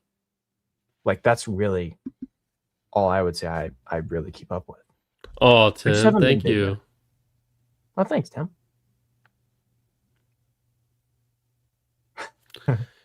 KP's been with us since week 1, 2024. KP, son. Dude, Zach and I, what's crazy, Zach and I are not from a tree, bro. We're actually not. We are our own tree. Is that real? I mean, I'm low-key from the 410 tree. Oh crap, dude, you are. That's absolutely true. You are. We are not our own tree. Dang it. Dang it. Well, I am. You aren't. But you're from my tree. Like Well, I... well, No, hold on, let me explain. Like, I'm from the 410 tree as, like, Kyle Shanahan is from, like, Mike Shanahan, and then you're, like, Sean McVay. Like, McVay came up with Shanahan. You know what I'm saying? this is good analysis. This is good. Dorian has interviewed Engraven. That is pretty cool. Okay, Dorian. Was it Yeah, like guys, I started in the whole podcasting thing because I worked with James and Glenn. I helped them. I just like helped them with stuff behind the scenes. Tim When I has a was good in comment when I was like, whenever you're done. what did Tim say? Tim said Glenn and Oh, the guys at the bar. Yeah, they seem like fun knowledge. Brad had me watch some of their stuff too. I love I'm just not really caught up with a lot of Ravens content. nah, I love James and Glenn. They were Bro. genuinely fun. I love those guys. I've hung out with both of them in person. Fry reviews Engraven, Ryan Ripken, the pod, next network. We've reached out to the next network to try and have them on before. Get everyone on one pod. Dude, we need to lock in for the draft this year to have better guests. Zach. The draft? Yes. That would be fun. Okay, don't say better. I loved our guest. Oh, shit. Sorry, guys. To be honest, I don't really remember everyone he had. Guests with more subscribers. We had Dawson and Justin. Did we have Sutton? Cooper. I don't remember it. Cooper. Cooper. Okay, I didn't remember. I think we had 4 guys on. Oh, Dawson was on. So Dawson, but Dawson's like not even a great guy. The issue is though, this one is like, if we pick at 14, it's gonna be half the time it took. Oh shit! Like, do we just cut it off right after? Yeah, we definitely wouldn't be live for the whole entire draft. That actually is better that we're not gonna have to be live for the whole draft. We should really like maybe we pack in embrace a that. handful, you know, like pack in a handful through like 3 picks each. Sutton, are you busy for the draft? He probably is. I assume he's going live with it. I'm sure. Yeah, it probably is. Oh, Sarah Elson. Yeah, that's what I've always loved her stuff on Twitter. Yeah, I would say Zrebic is one of my like all-time favorite. Oh, Jeff Zrebic is the. I would say he's probably my one. He's the GOAT. As in a guy I would love to have on. That would be so much fun. Tim, are you locked into Jimbo hating Odafe Owe?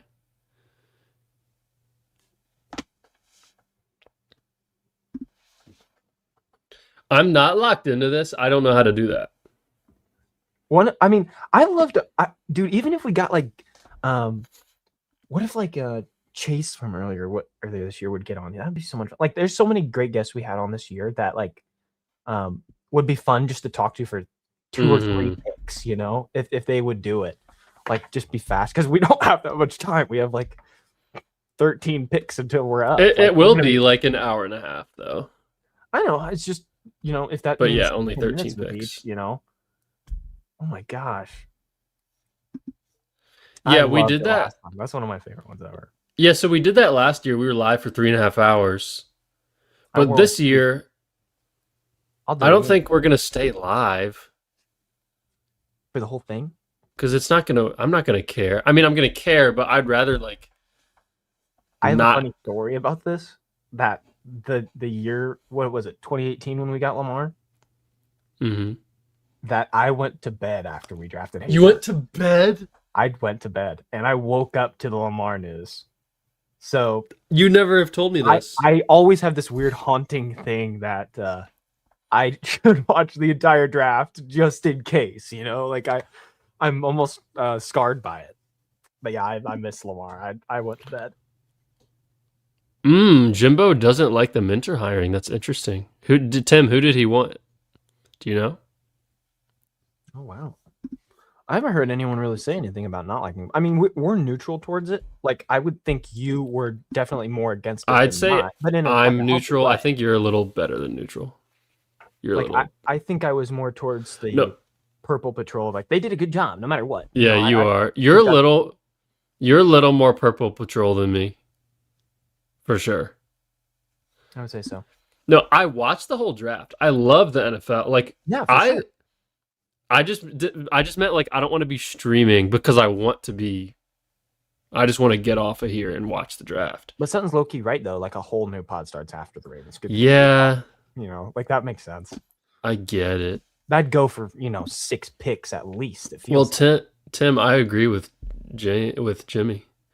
Except, I mean, I'm not mad. I'm not mad at all. I like the Minter hire. It's just, See, Jamie, this is exactly what we're talking about. This would like when Brad brought it up last year about like, hey, let's really dive into the draft, like break down all these guys from first round guys we might get to maybe some late round flyers. And last year, again, knock on wood, pat ourselves on the back. I'm bragging a little. We did pretty good. I loved how our analysis went, and I thought we did pretty good as in analyzing players. So when we were going through each pick and talking about them through each we one, could talk about every single draft it pick. was so much fun. Like it was I a think, 4 hour stream, but it was also like incredibly fun knowing everything about each of these guys. yeah. I think this year, the first time I had never heard of a player, I think it was the fourth round. I don't think I watched past the first. I just kept up with it. There's a Marvel movie that came out, and that I was like keeping Really? track while watching the Marvel movie. I would like open. Did we get my green? We got my green watching the movie. I don't remember which movie it was. Whatever it was last year.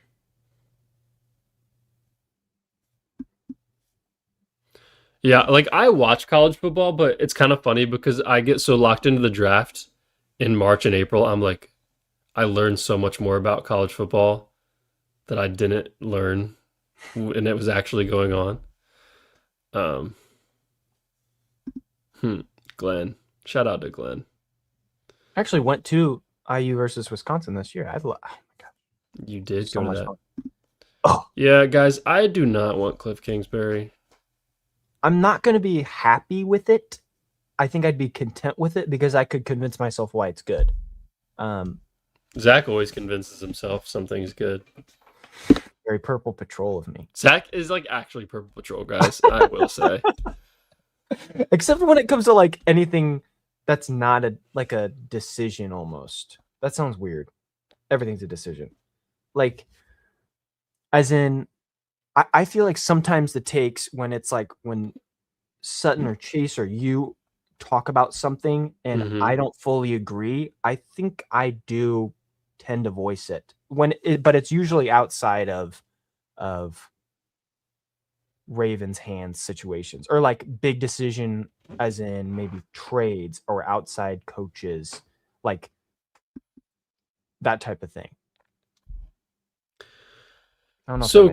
So Cliff Kingsbury's offense is like shotgun air raid college football, which I don't like. And it's entertaining to watch. There's no under center. He does not use motion enough. Sutton, just you wait for that. Just you wait. I'm gonna have an incredible sleeper team. I can't wait. I feel like I'm gonna keep swinging. Like Zach is Purple Patrol. I think I am like very neutral. Honestly, I do think I am. I'm gonna say you're more towards pessimist than really than neutral. leaning that way than neutral. I It's like 55% pessimist. because in one way, like you said throughout this whole coaching process, like you want an Hmm. offensive guy. There was no debate. You couldn't Yeah. tell you that like Yeah. you wanted a defensive guy. And then when they got him today, like you eventually convinced yourself. So that's why it's I almost haven't towards convinced neutral, myself. right? I would still much rather have Clint Kubiak, But Davis still, Webb, Nate like Shieldhouse. you felt more towards like um content with it by the end of it, you know. Yeah. That's all.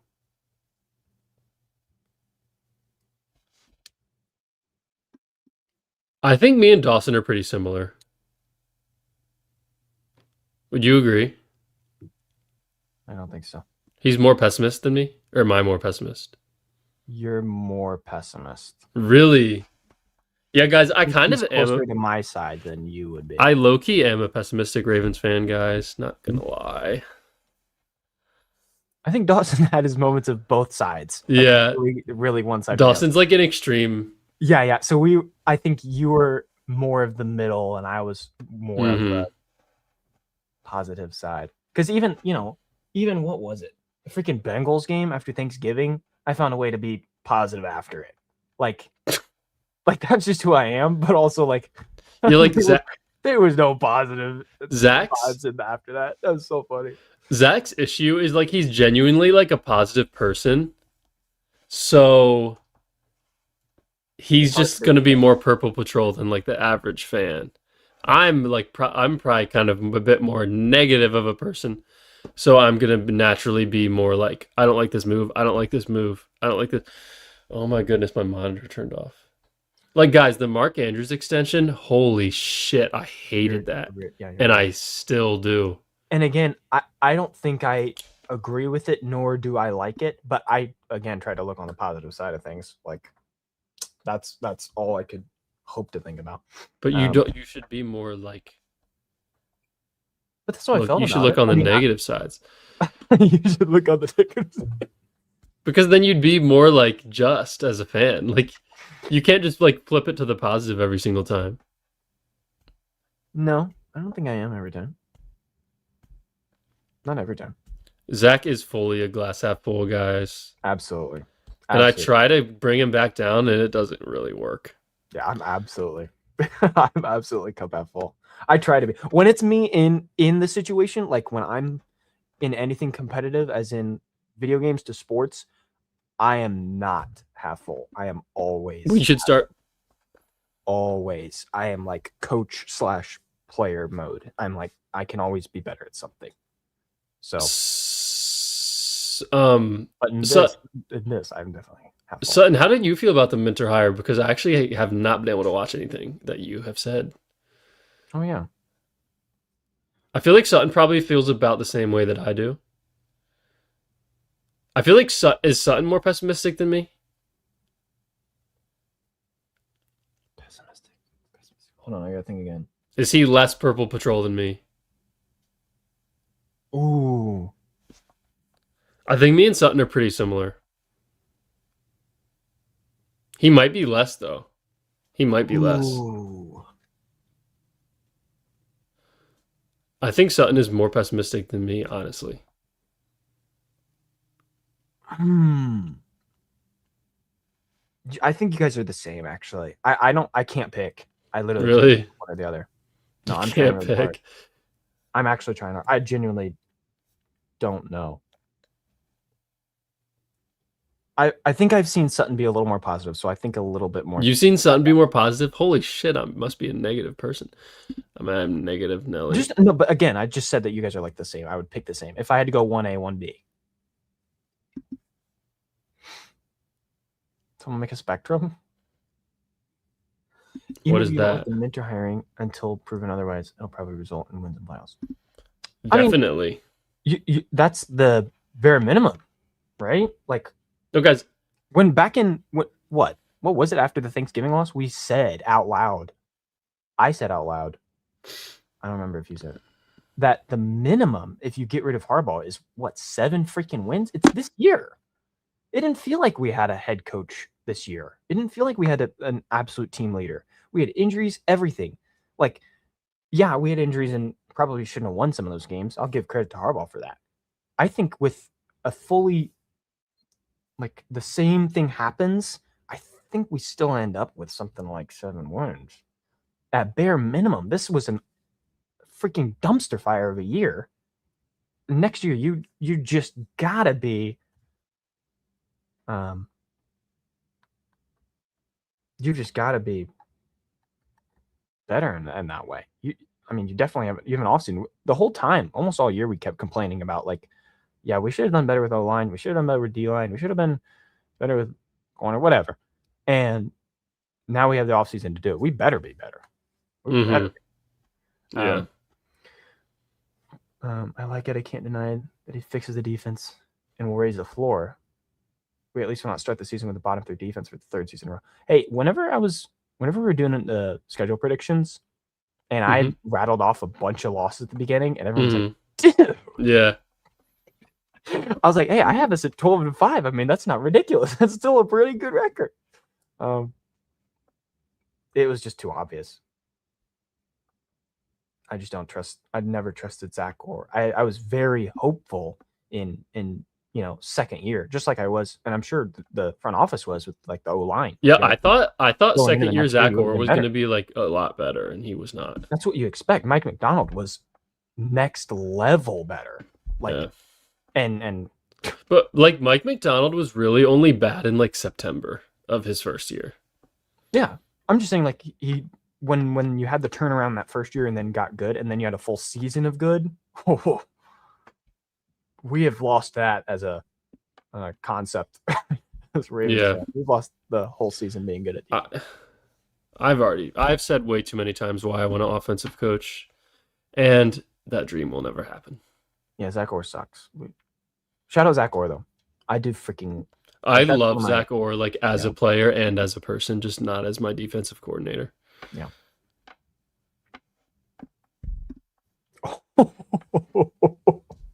I forgot about that.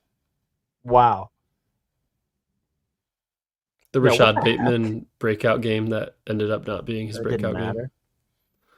Didn't Odell have some touchdowns? Touchdown in that one? The Dolphins? Yeah, didn't he? He wasn't on the Dolphins. Not for the Dolphins. Odell wasn't on the team in 2022. That was 23. Thinking of. It was some choking game like that where I remember he scored late and we were like, oh, we're gonna win the game. Really? I somehow contribute to the Dolphins. He scored a long slant touchdown against the Browns in 2023. We blew that game. Yeah, I remember that though.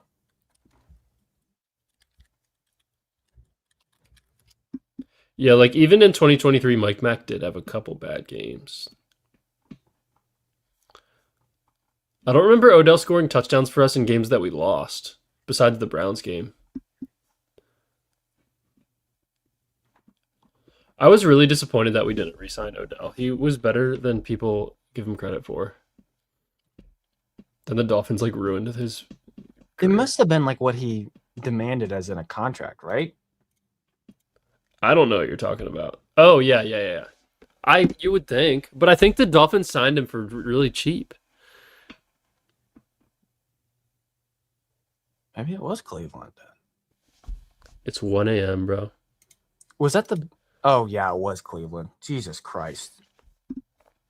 I'm looking at the box score for this. Good Lord. It was like the one game Deshaun Watson was really good. Mm-hmm. And then he tore his labrum like in the fourth quarter. Yeah. That's exactly what I'm thinking of. I just didn't associate it with the Browns. I wonder why. Zach, do you want A.J. Brown? No, because we'd have to trade like a first-round pick, and I don't think all of his antics are worth that. I don't think he's worth a first. No. If it was like, how old is he? Probably like 28. Yep. If it was a third, I think I'd do it. It's just he's expensive. I would do it for a second. He's just expensive after a while. It's like what I just keep hearing, DaCosta and company talking about like future salaries so much. I'm thinking so much into the future. So I'm thinking like Zay Mm-hmm. and his money, and then you go to AJ. How would you pay someone like both of them? Then we're getting into like Burrow territory, and the Bengals. We don't want to screw ourselves. I just Yeah. don't think there's money to be passed around like that if we want to have a good O line too. Yeah, that's fair. So as much as I want him, like it feels like it'd be a rental kind of thing. Yeah. And I wouldn't want to fall in love like how the Cowboys have. They have two great wide receivers, and Pickens is like you gotta tag him if you're the Cowboys, but he very well could go to free agency. Like, and just for a 1 year thing of that makes me sad. That'd make me sad. Mm-hmm. But he'd be worth a third or fourth if they were really that desperate. Yeah. I don't think they are. It might be time for bed, guys. We're gonna have some great conversations this offseason from previewing our free agents, probably having a little more extensive talk about ours to come. Free agents we want to sign, that means other teams. Draft guys we want to see at every position possible. O-line, wide receiver, edge, safety. I think we almost did every position. We did every Mm-hmm. besides running back. Mm-hmm. No, we did linebacker, didn't we? I have no idea. Running back, quarterback. One other, I don't remember. We're gonna have some crazier ones. But we appreciate you all for coming through. Have a great night. Subscribe if you haven't already. If you made it here and you weren't live, we love you so much. I can't believe you're There's here. no way. But please comment something absolutely incredible to tell us you did. But again, we appreciate you all. This was very fun. We'll be sure to do another one during the off season. Appreciate all the love. Excited for this season. And I think we will see you guys in the next one. See you guys. Thank you so much for being with us tonight. Peace. Peace.